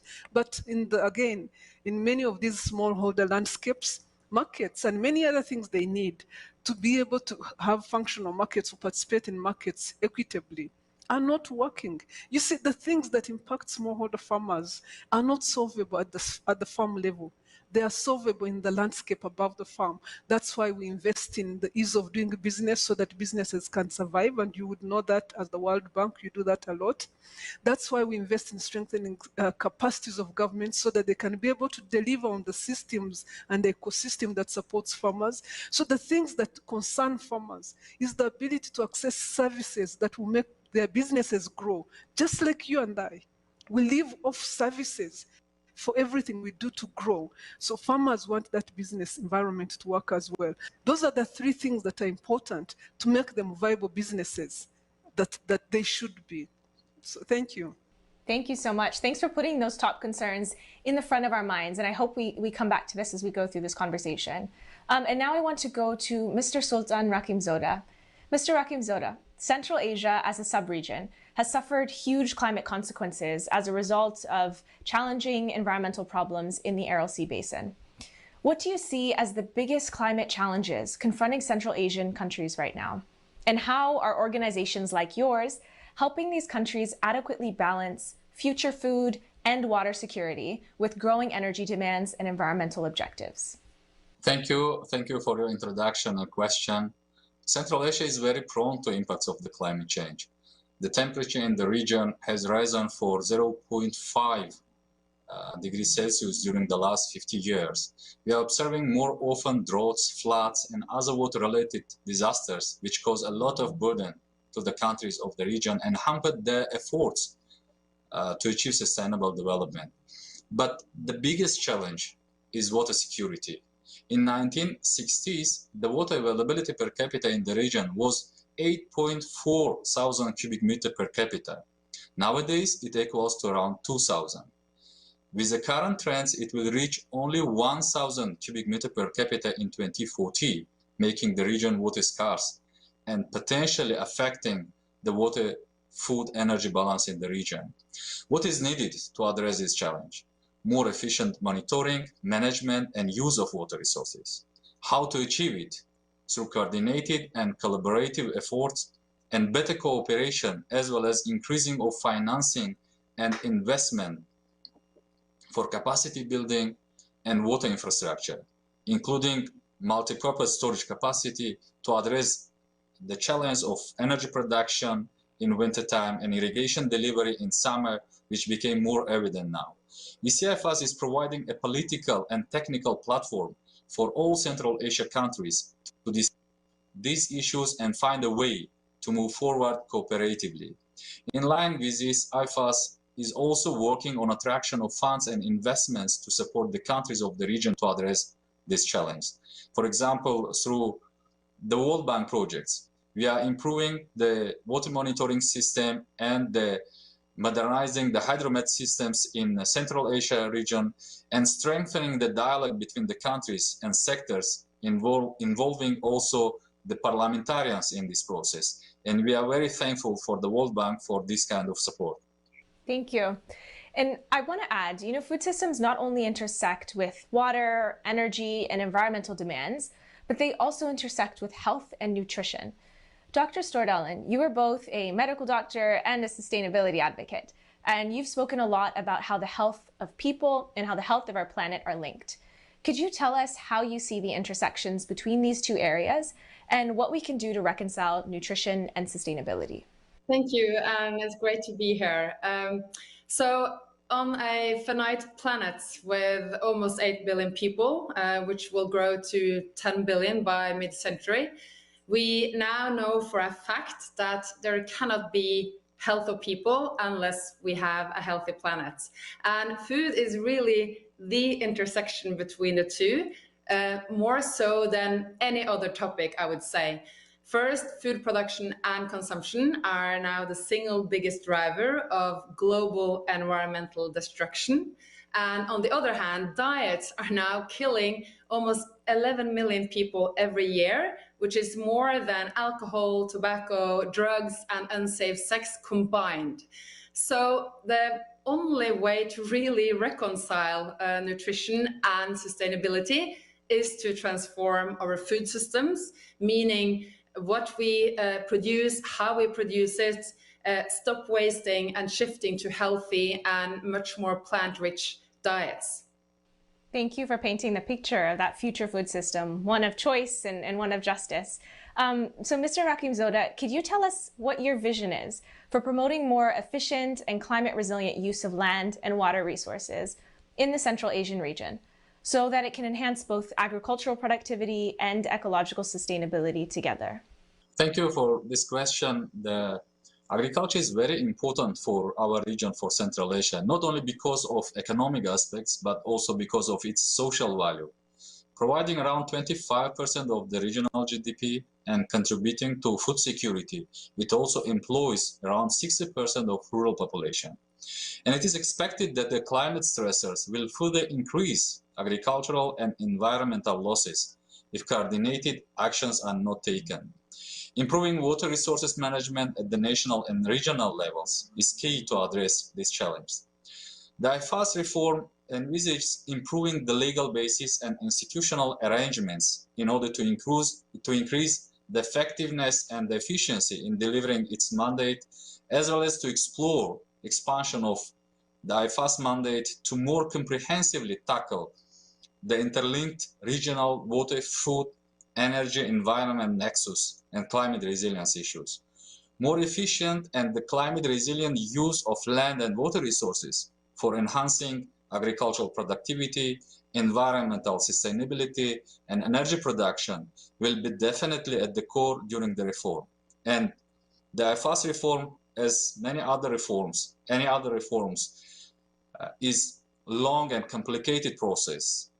And it will require a lot of resources, time resources, financial resources, technical resources, and even human resources. We hope, Mark, that by coordinated efforts of the government of Central Asia region and by the support of our international partners, we will be able to implement this reform successfully. Thank you. Thank you so much. And finally, I want to talk about this aspect of justice that Ms. Kalibata had mentioned. So Dr. Stordalen, how can we make sustainable and nutritious diets more affordable and accessible to low-income consumers across the globe? Thank you. I mean, this is really the question and one of the greatest challenges that we face. But one thing that I want to state as strongly as I can up front is this. There is nothing inherent in healthy food that makes it more expensive than unhealthy food. I mean, let's say a couple of fresh carrots versus a bunch of fries.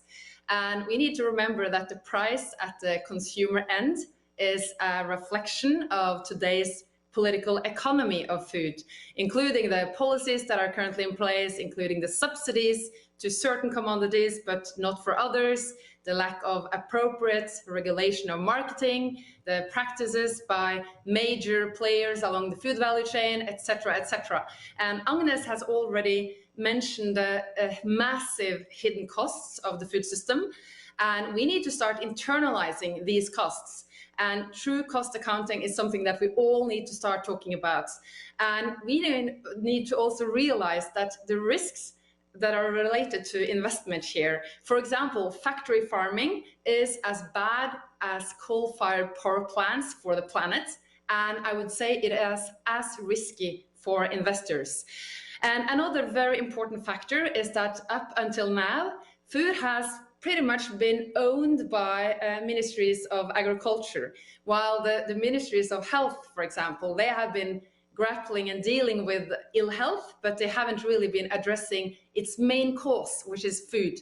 And ministries of environment have, I would say, been mostly missing in action when it comes to these issues. And so have ministries of finance, despite the enormous economic and fiscal gains that can be made if we get the policies and incentives right on food.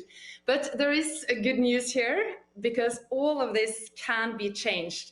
We now have the science to show that we can make healthy and sustainably produced food both affordable and accessible. And we can do that for everybody on the planet, because policies can change, and with policies, so will the market as we know it today. And because we are now finally starting to see much more attention to food across the different sectors in many countries around the world.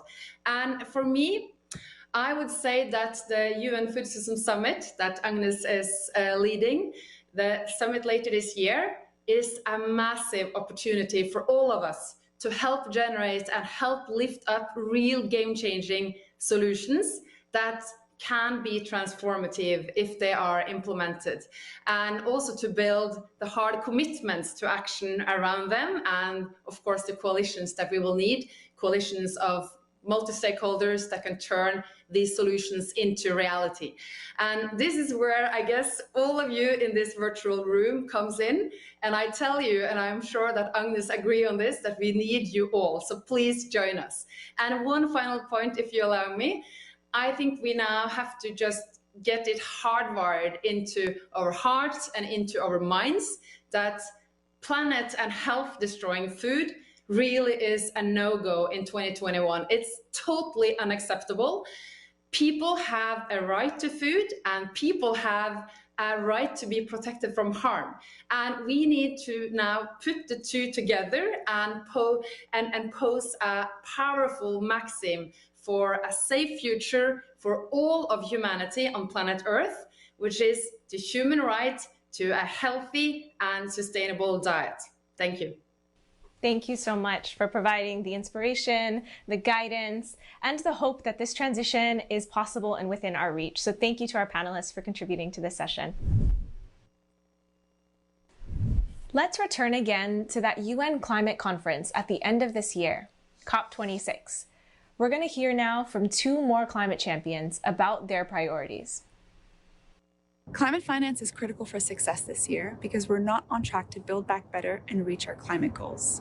Consider that last year, $14.6 trillion was announced in spending by the world's largest economies, but only 2.5% went to green activities. That is inadequate, but it's also leaving young people behind, especially from communities already made vulnerable. Young people are facing unprecedented levels of unemployment and worsening climate impacts, and climate finance can course correct. Now is the time to invest in young people because well-placed investments in their solutions, in education and skills building, in green job creation can transform communities and rebuild economies toward a just and net zero future. Adaptation is critical for success this year because as we have seen with the current pandemic, human and wildlife interaction needs to change, as well as forest protection, in order to achieve a real transformative recovery. At the same time, we are reaching several planetary boundaries. So climate change is a reality, and climate adaptation offers an opportunity to strengthen collective intelligence at the local level, from the global perspective to the local reality, as we have done in the border of Brazil, Paraguay, and Argentina, a nature-led resilience project. We have created the municipal forest law or Atlantic Forest Law in order to integrate our region to the national level, allowing national and international investments and funds for biome and as well biodiversity protection. We see that these have created a more resilient society. I am Saeed Halimi in Rabat, Morocco, and you're watching the World Bank Group IMF Spring Meetings. And we're staying with COP26 for our final conversation with the president of this year's conference. Before we hear from him, a reminder that you can still share your thoughts on this event using the hashtag #GreenRecoveryWBG. Our experts are also answering your questions in the chat right now at live.worldbank.org. While you're there, you can also vote for your favorite question.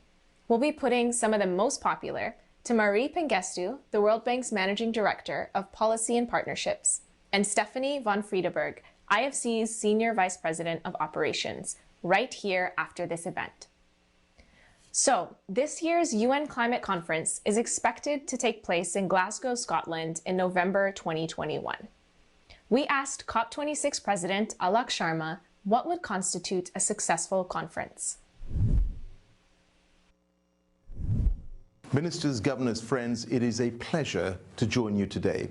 And thank you to President Malpass for his kind invitation. For around 75 years, the World Bank has been supporting countries around the world to recover from crisis, to end extreme poverty, to increase shared prosperity, and develop sustainably.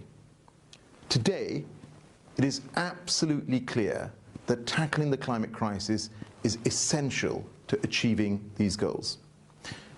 Oceans are warming, storms are intensifying, and yet we are a long way off meeting the goals of the Paris Agreement. And unless we act now, The human, economic, and environmental cost will dwarf anything that humanity has seen before. We know that green economies present enormous opportunities for growth and development, whether that's through cheap, clean energy, infrastructure resilience, or indeed job creation. And analysis demonstrates that renewables can create more jobs than fossil fuels. So we must act now to take these opportunities on and get the world on track to make the Paris Agreement a reality, creating a world that is clean and resilient, a world that is sustainable and prosperous. That is my aim as COP26 President. Action in the three areas you discussed today and on nature more broadly is essential, which is why a key goal of the UK's COP26 presidency is building up international collaboration, particularly around clean power, clean transport, and nature. And getting finance flowing to the climate action is another, particularly to developing countries. And that is why in March I brought together ministers and institutions together, including, of course, the World Bank, to look for solutions on finance. And as a leader within the international community, the bank's role is absolutely vital. And I welcome its commitment to direct over 1/3 of its lending to climate action, and I applaud its decision to spend half its climate finance on adaptation. But in this critical year, the year of COP26 and a new climate change action plan, I urge the World Bank to go further. Step up support to countries to transition away from fossil fuels and create a clear plan to phase out the bank's support to them. And with other MDBs, sign a joint statement on nature at COP26. All governments need to develop ambitious adaptation plans and emissions reductions targets, their nationally determined contributions, and to place them at the heart of national investment strategies. And MDBs need to support them. Finally, I urge countries to plan for a green, resilient recoveries, and again, for the bank to support them. That is absolutely vital. Institutions across the world, both public and private, look to the World Bank for leadership. And the decisions we take today as we repair the terrible economic damage inflicted by COVID-19 will decide the shape of the world's economies for decades to come. So we must act now and seize the opportunities presented by green recoveries to reduce poverty, increase prosperity, and promote sustainable development, preserving our precious planet for future generations. Thank you. A big thank you to Alak Sharma for that look ahead. And if you want to learn more about the World Bank Group's work on climate in the run-up to COP26, we have gathered together some key reports and briefs, which you'll find in the resources section on World Bank Live site. To bring us to a close today, I'm delighted to share a special performance by the young author, social entrepreneur, and poet, Ahmed Badr. He is also one of the UN's Young Leaders for the Sustainable Development Goals, and my dear friend. We commissioned Ahmed to write a poem that captures what we discussed today that would help bring these transitions to life. Here's what Ahmed had to say.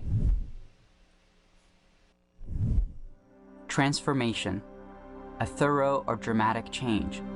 Transition, the process of moving from one state to another. Young poet addresses the climate crisis. Climate crisis doesn't address him back. Young poet knows the numbers aren't in our favor. Young poet knows that numbers are the most difficult translations. To translate, to know a beginning and an end, and to articulate the space in between. Young poet attempts to translate the climate crisis. Climate crisis refuses to be translated, and so it goes. Young poet redefines translation, to bear witness to a beginning and to take action to control the end. Young poet addresses the climate crisis. Climate crisis looks back. Young poet begins. We know the numbers, but we must know the stories. We know the terms, but we must acknowledge the weight of their consequences. Energy, transport, cities, and food systems.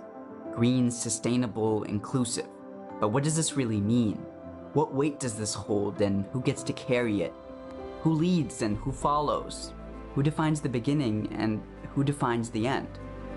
The answers are not behind the numbers, but in front of them. To look a farmer in the eye and not see a victim, but a strong partner. To ask, what does a city look like when it's designed for all of its inhabitants, not just the most powerful? To demand a world of collaborators, away from the trappings of the helpers and the helped, the center and the margin. Young poets or otherwise, the definitions mark the way forward. Transformation, a thorough or dramatic change. Transition, the process of changing from one state to another. Translation, the process of thorough or dramatic change from one world to another.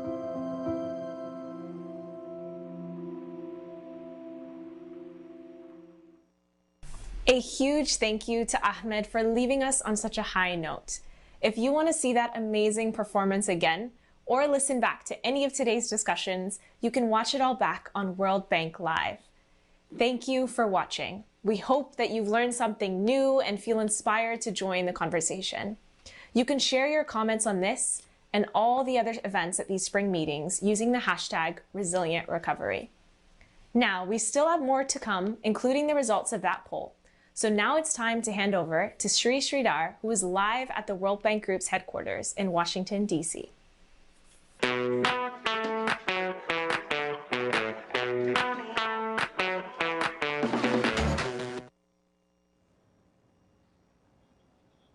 Welcome back to Washington, D.C. We're live from the World Bank Group headquarters. I'm Srimati Sridhar, and the next hour will see us reveal the results of today's poll, hear from youth in Nigeria and Indonesia, and hear from our country leaders in Argentina and Turkey about the work that those countries are doing to address their climate challenges. But first, I'm delighted to be joined by Mari Pangestu, the World Bank's Managing Director for Development Policy and Partnerships, and Stephanie von Friedeberg, the International Finance Corporation Senior Vice President of Operations. Mari, Stephanie, it's lovely to have you here today. It's great to be here. Great to be here, Sri.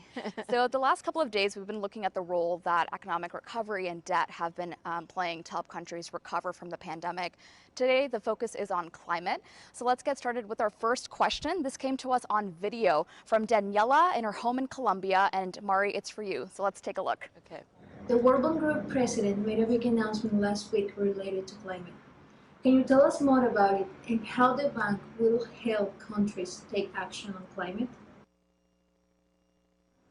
So Daniela, they were talking about the new climate change action plan that World Bank Group President David Malpass announced last week. So Mari, tell us more about this plan and how will it help countries take action on climate?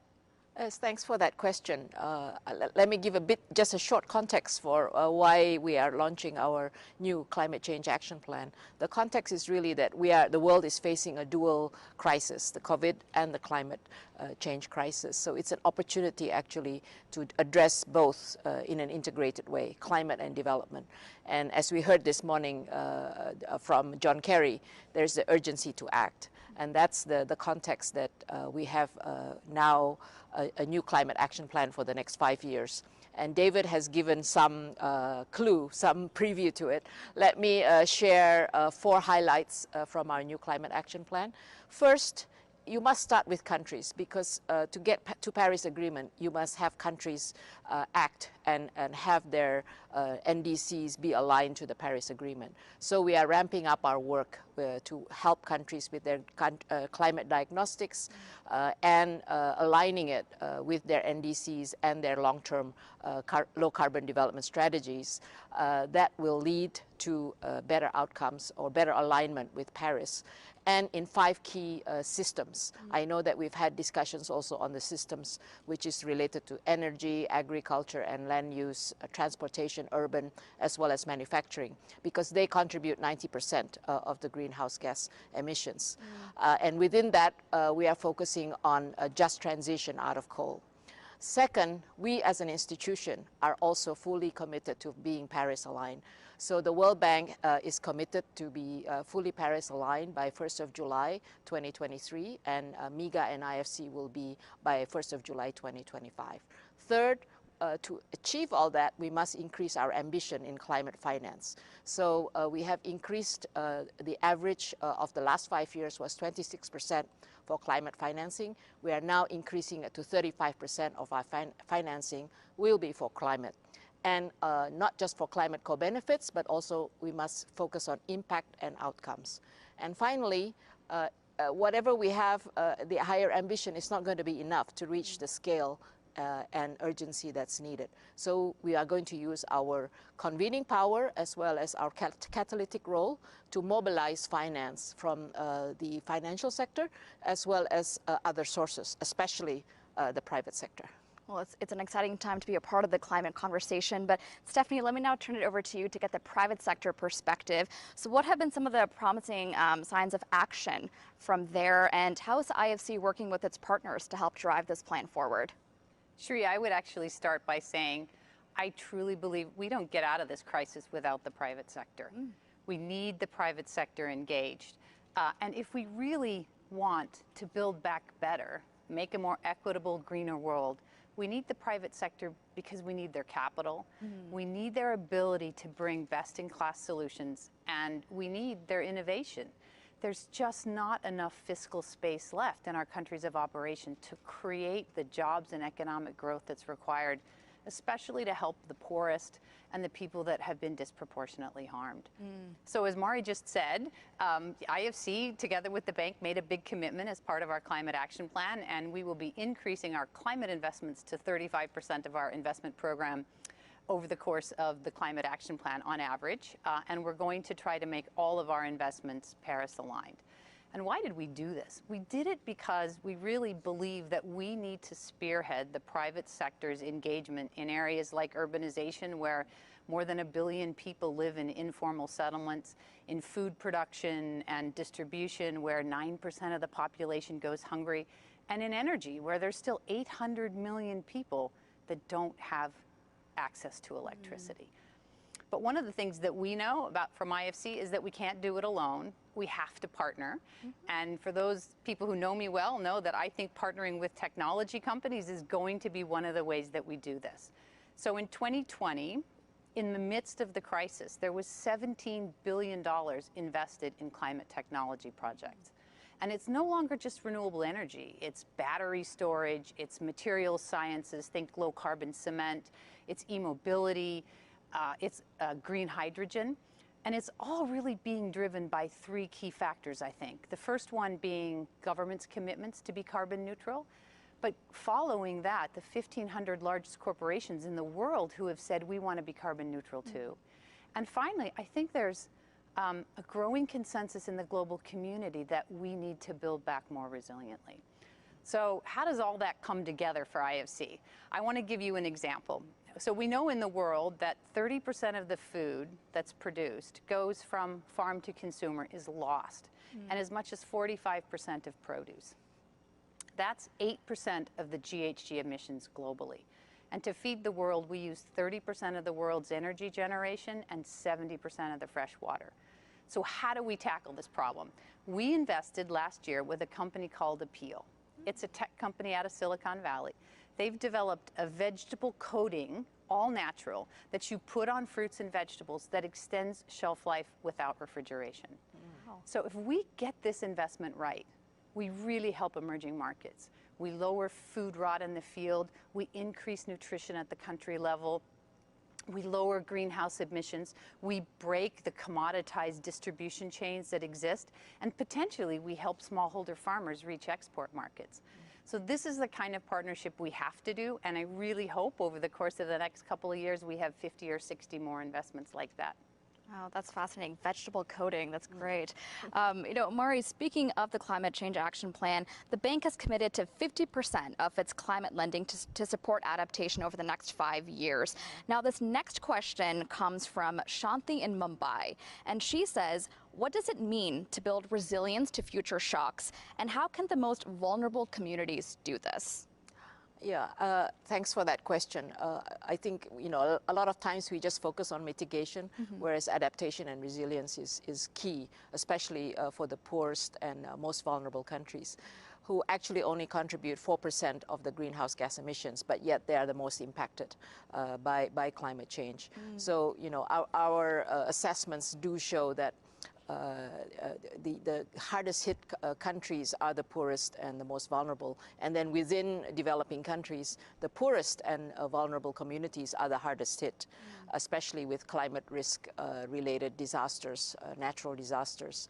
You know, I think 1.5 billion people live in flood-prone areas, for instance, and they are the least able to withstand those shocks because they don't have social support systems or savings to be able to withstand those shocks. So it is very crucial for us to raise our ambition to focus and prioritize adaptation and resilience. That's why we have said that we will have at least 50% of our financing addressing adaptation and resilience.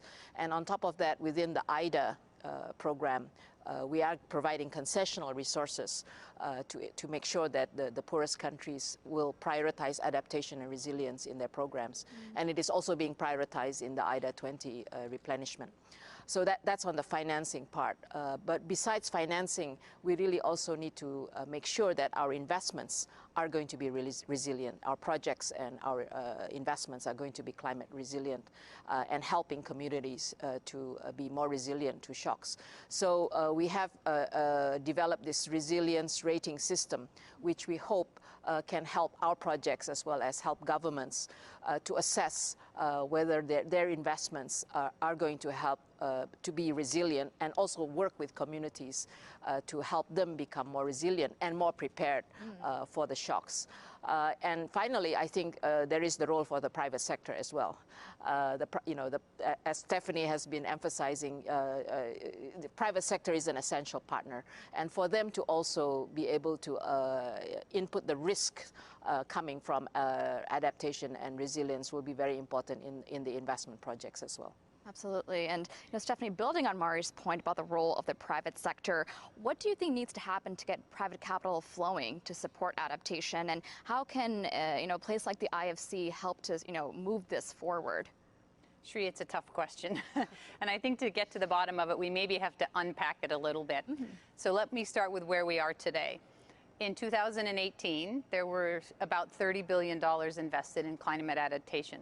1.6% of that $500 million came from the private sector. So how do we increase that number? I think you start in 4 different places. You start with policy and regulatory reform first. So we need to build climate resilience into zoning, into building codes, into infrastructure. If we can do that, it'll create investment opportunities for IFC and for other private sector players. I also think if we get that right, countries can build that naturally into their NDCs. So not long ago in our upstream activity, IFC started a project to begin to work with governments on policy and regulation in this area. But we will need help from the World Bank. It's really a public-private partnership, and it will be critical. Second, I think we need to look at definitions and standards. So in 2016, we started to work with definitions. That work was then taken by the bank, and Mari referenced the resilience rating system, which is an excellent start.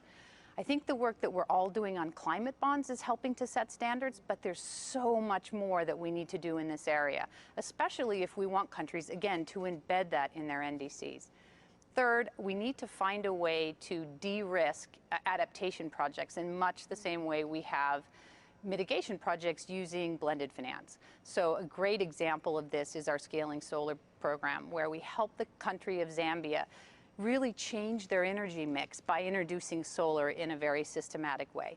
But to get it right, we need hundreds of those kinds of platforms. We need, scaling wind, we need scaling floating solar, anything we can think of. And then fourth, finally, and maybe most importantly, we need to look at the project level. So we need investors who are thinking about climate resilient in every investment they make to ensure that their assets don't underperform and that we don't end up with stranded assets. So recently, we've actually started screening our projects for physical climate risk. And then we use that information to help our sponsors think about how do they adapt their investment program for that risk. So a good example I would give you is we invested in a forestry project in Latin America, and we went to the sponsors, we did a physical risk review. And what we found is they had risk of fire, they had risk of pests, and they had risk of disease. So we helped them design a mentoring and monitoring program. We helped them create fire suspension so that they could actually protect their forests. And as a result of that, they were able to buy insurance to cover related climate risk. So we need more, way more of that. So I guess I would say in conclusion, we've got to get the policy and regulation right. We've got to get the standards set. Then we need to embed those in the NDCs. And then we need to encourage private sector companies to really think about resilience and invest for resilience so that we get the best outcomes at the country level. Absolutely, really plays a key role here. Thank you so much, Stephanie. And for our final question here, Mari, I want to turn it to you, and let's talk about agriculture. We've had a question come in from Akatuijuka in Uganda, and the question reads that agriculture is needed for a sustainable future, but it leads to deforestation, bush burning, and swamp reclamations. So what can be done to make agriculture more sustainable? That's a really great question, just because, you know, the need for food is going to increase given the population growth, and the climate change has already affected productivity, yields, as well as quality of food. And farmers, if you have lower quality and lower yield, you will expand your land use. And what she mentioned, deforestation, swamp use, and so on.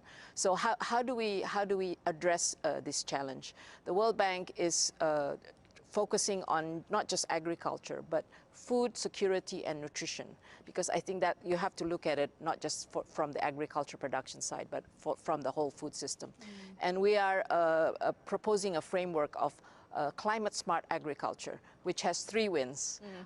First win is to increase productivity and yield. Second, at the same time, reduce greenhouse gas emissions. And third, address the risks coming from pests, from drought, and climate-related risks.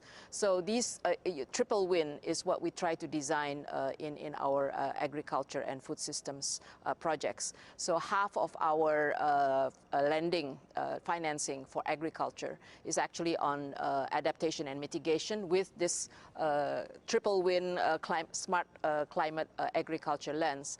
And we are working already with rice cultivation, livestock, and agroforestry, and also on land use, sustainable land use management. And even within this recovery phase, there's been some very interesting stimulus programs where you create cash for work program to restore landscapes as well as seascapes, which creates jobs in the short run, but then in the medium run, you're actually improving the sustainability, which will help the farmers and the fishermen to have higher yield and productivity and livelihoods, right? So that's an example, as well as repurposing fertilizer subsidies. That's another short-term stimulus program. So I think that's really on the production side, but as I said, we need to look at the food systems as a whole. So we are also working with countries to develop healthy food systems and nutritious food systems, because healthy food systems means healthy people and healthy economy, right? And finally, again, private sector. We have to have partners in private sector. I think Stephanie already described how private sector needs to be part of greening the supply chain. That will be a crucial partner to make all this happen. That's really fantastic. Mari, Stephanie, I want to thank you both so much for joining me here today and for telling us more about the role climate plays in helping countries build a green, inclusive, and resilient recovery. Thank you so much. Thank you. I'm Eric Keglan in Lome, Togo, and you're watching the World Bank Group IMF Spring Meetings. Now, if you've been watching all week, you know that throughout these meetings, we're amplifying the voices and perspectives of youth leaders, thinkers, and activists around the world. Today, we hear from Lucy and Ijoma in Nigeria and Stevie in Indonesia. They shared their thoughts on COVID-19 and ideas for kickstarting a green recovery.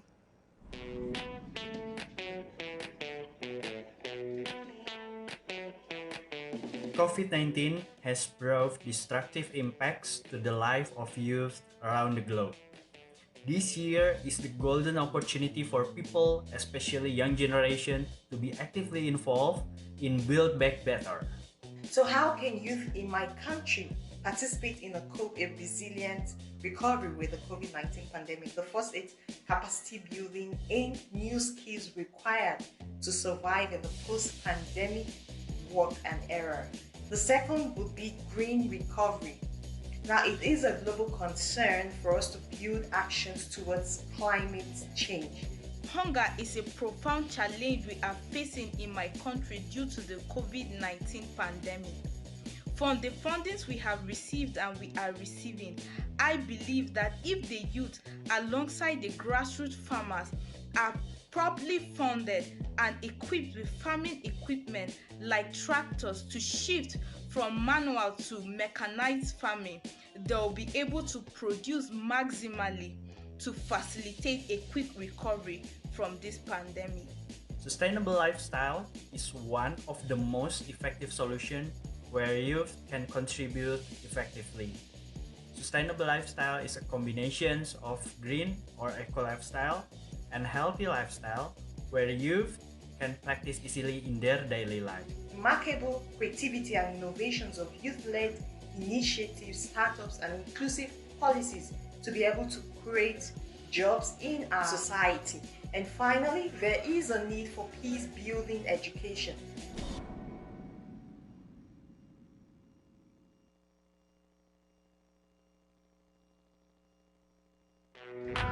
Hola, I am Rosana Luco in Santiago, Chile, and you are watching the World Bank Group IMF Spring Meetings. And my colleague Paul Blake now joins us here in the World Bank Group headquarters. Paul, let's talk polls again. You know, all this week we've been running them for each of our events. So what was today's climate poll? So today we're asking, by 2050, green, resilient, and inclusive development will be, and the options are achieved, underway but not complete, and still a distant goal. That's number 3. In terms of results, coming in at number 1 is underway but not complete. So people sort of striking that middle ground there. Number 2 is still a distant goal with 19.3% of the vote. And number 3 is achieved with 18.2% of the vote. So people mostly kind of, playing it down the middle. Yeah, that seems to make sense. I think that is what I voted for too. Pretty straightforward this time around. It seems like a safe bet. So. It does. Yeah. Thanks, Paul. I think now it's time for the first of our 2 country spotlights. And all this week we've been speaking with country directors and managers around the world on their climate challenges and the actions that they're taking in their countries. And first up today, we're off to Argentina, a country, the 2nd largest country in South America, home to many climatic zones, the Andes in the west, the Pampas grasslands, tons of subtropical rainforests, and tons of coastline. Now, recently called up with country director Jordan Schwartz and asked him what Argentina is doing to protect those rich ecological resources. Actually, we have 2 projects or 2 approaches for trying to bring a cleaner power matrix to Argentina. One is about service delivery for those in the north, the poor communities where there isn't a lot of energy already, and using household solar technology to be able to bring power to schools and to health clinics and to homes in those areas. And the other is a larger program. It's related to the intent of bringing renewable energy as a share of demand to a much higher percentage. We, with the government, set a target to increase over the short term, not over generations, increase that percentage to 10% of the matrix, utilizing the natural resources of sun and wind, of which Argentina is quite abundant. And so we have a program, we use guarantees, bring in the private sector, worked with IFC and MIGA, both of whom have exposure as well and have taken, have made investments and taken risk. Sort of shift gears real quick. It's 2021. We're a year into the pandemic. Talk to me a little bit about what a resilient recovery would look like in Argentina. In the environmental context, we are making sure that whatever investments that we are involved with, which actually turns out in this kind of fiscal situation to be a large share of the investments that Argentina is able to make in capital assets, are being designed, are being built, and will be operated and maintained with efficiency in mind, with climate co-benefits in mind. In fact, the whole portfolio will have over 50% climate co-benefits this fiscal year. So big investment in urban transport, a lot of investment in improving water and sanitation.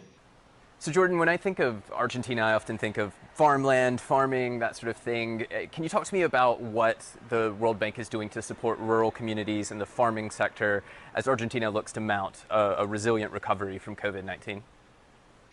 Yeah, interesting. Our agriculture program, in a sense, it's structured a little bit like the energy program I was describing, where there's a rural focus, kind of a smaller project, has a large inclination towards the indigenous populations in the north, and then a larger program that's more national. So on the agriculture side, we have a family farming program that works with smallholders in the north. And like I mentioned, a large part of that is indigenous population, and helping them get access to market is a primary function. And then there's a national program, which is really about risk mitigation and very focused on climate risk mitigation, and sets out risk mitigation strategies involving both the private sector and the public sector, works with the provinces in order to make sure that productivity can be sustained, and any investments, large-scale investments like in irrigation or other investments that will help to deal with droughts and flooding and the extremes of weather events that we were discussing in the beginning of our little talk, are actually managed and mitigated at the provincial level, the rural level.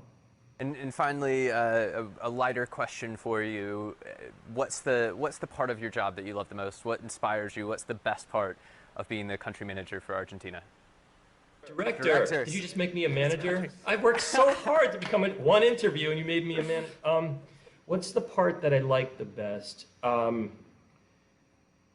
guess it's a cliche to say it's the staff and it's the interaction with the clients, but since that actually defines the job, the portfolios, everything that we're responsible for is so large. You're looking at the resilience and the climate change and the environmental impact work, which is transversal. And that's one angle, possibly the most important angle, but it's one angle at which to look at our work, and it cuts through kind of everything that we do. In order to be able to get your hands around that kind of policy dialogue, and be able to actually affect some kind of change, you have to work with this wide range of skills and wide range of characters and personalities. You have to try to continue to keep some sort of ambition that we share as a common goal, a sort of common narrative, and be able to bring that into the government where they have their own constraints, some very real fiscal and macroeconomic, and others more policy orientation, and find a way to communicate all that together. So it's the mess that I love the most, and it's the team effort that's required in order to kind of sort through the mess and to be able to move forward and have a productive program. Jordan Schwartz, Country Director for Argentina, thank you so much for taking the time today. Привет, I'm Katya Chetel in Kiev, Ukraine, and you're watching World Bank Group IMF Spring Meetings. Well, now let's take a look at what's happening on social media. Paul, the hashtag for today's event is Green Recovery WBG. How's the conversation like? I've been talking to our social media moderators, and they've been telling me what the conversation's like. And they've been saying that people have been using the hashtag to discuss solutions for a sustainable future. Particularly, they've noticed that people are talking about private sector involvement in a green recovery plan in countries around the world, and that a key priority for global leaders should be climate change and ensuring people have access to a clean, green future. I'm told that the conversation is especially taking place in English and French, and it's very active in France, Nigeria, Canada, the UK, and India. I see it's been mentioned over 1,800 times. That's great. Here, yeah. It's fantastic. So let's get into some of the notable comments. We have folks joining on Twitter, Facebook, and LinkedIn. What's the chat like on Twitter? Sure. So the Minister for Foreign Affairs and International Development Cooperation of Ireland said he was happy to meet with the IFC's Managing Director, Macquarie, and other Nordic-Baltic colleagues to discuss the private sector role in green inclusive recovery in developing countries. We also had Sonia Dunlop in London. She said that she's loving watching this climate event. Hello, Sonia. And she said it's a bit geeky. I know you're in good company, Sonia. And then Selina Abraha, who's the host of today's program, has also tweeted that she learned so much on the needed transitions in our energy systems. That's great to hear. And how about folks joining on Facebook? There is quite a bit of conversation there as well, happening. Facebook and LinkedIn.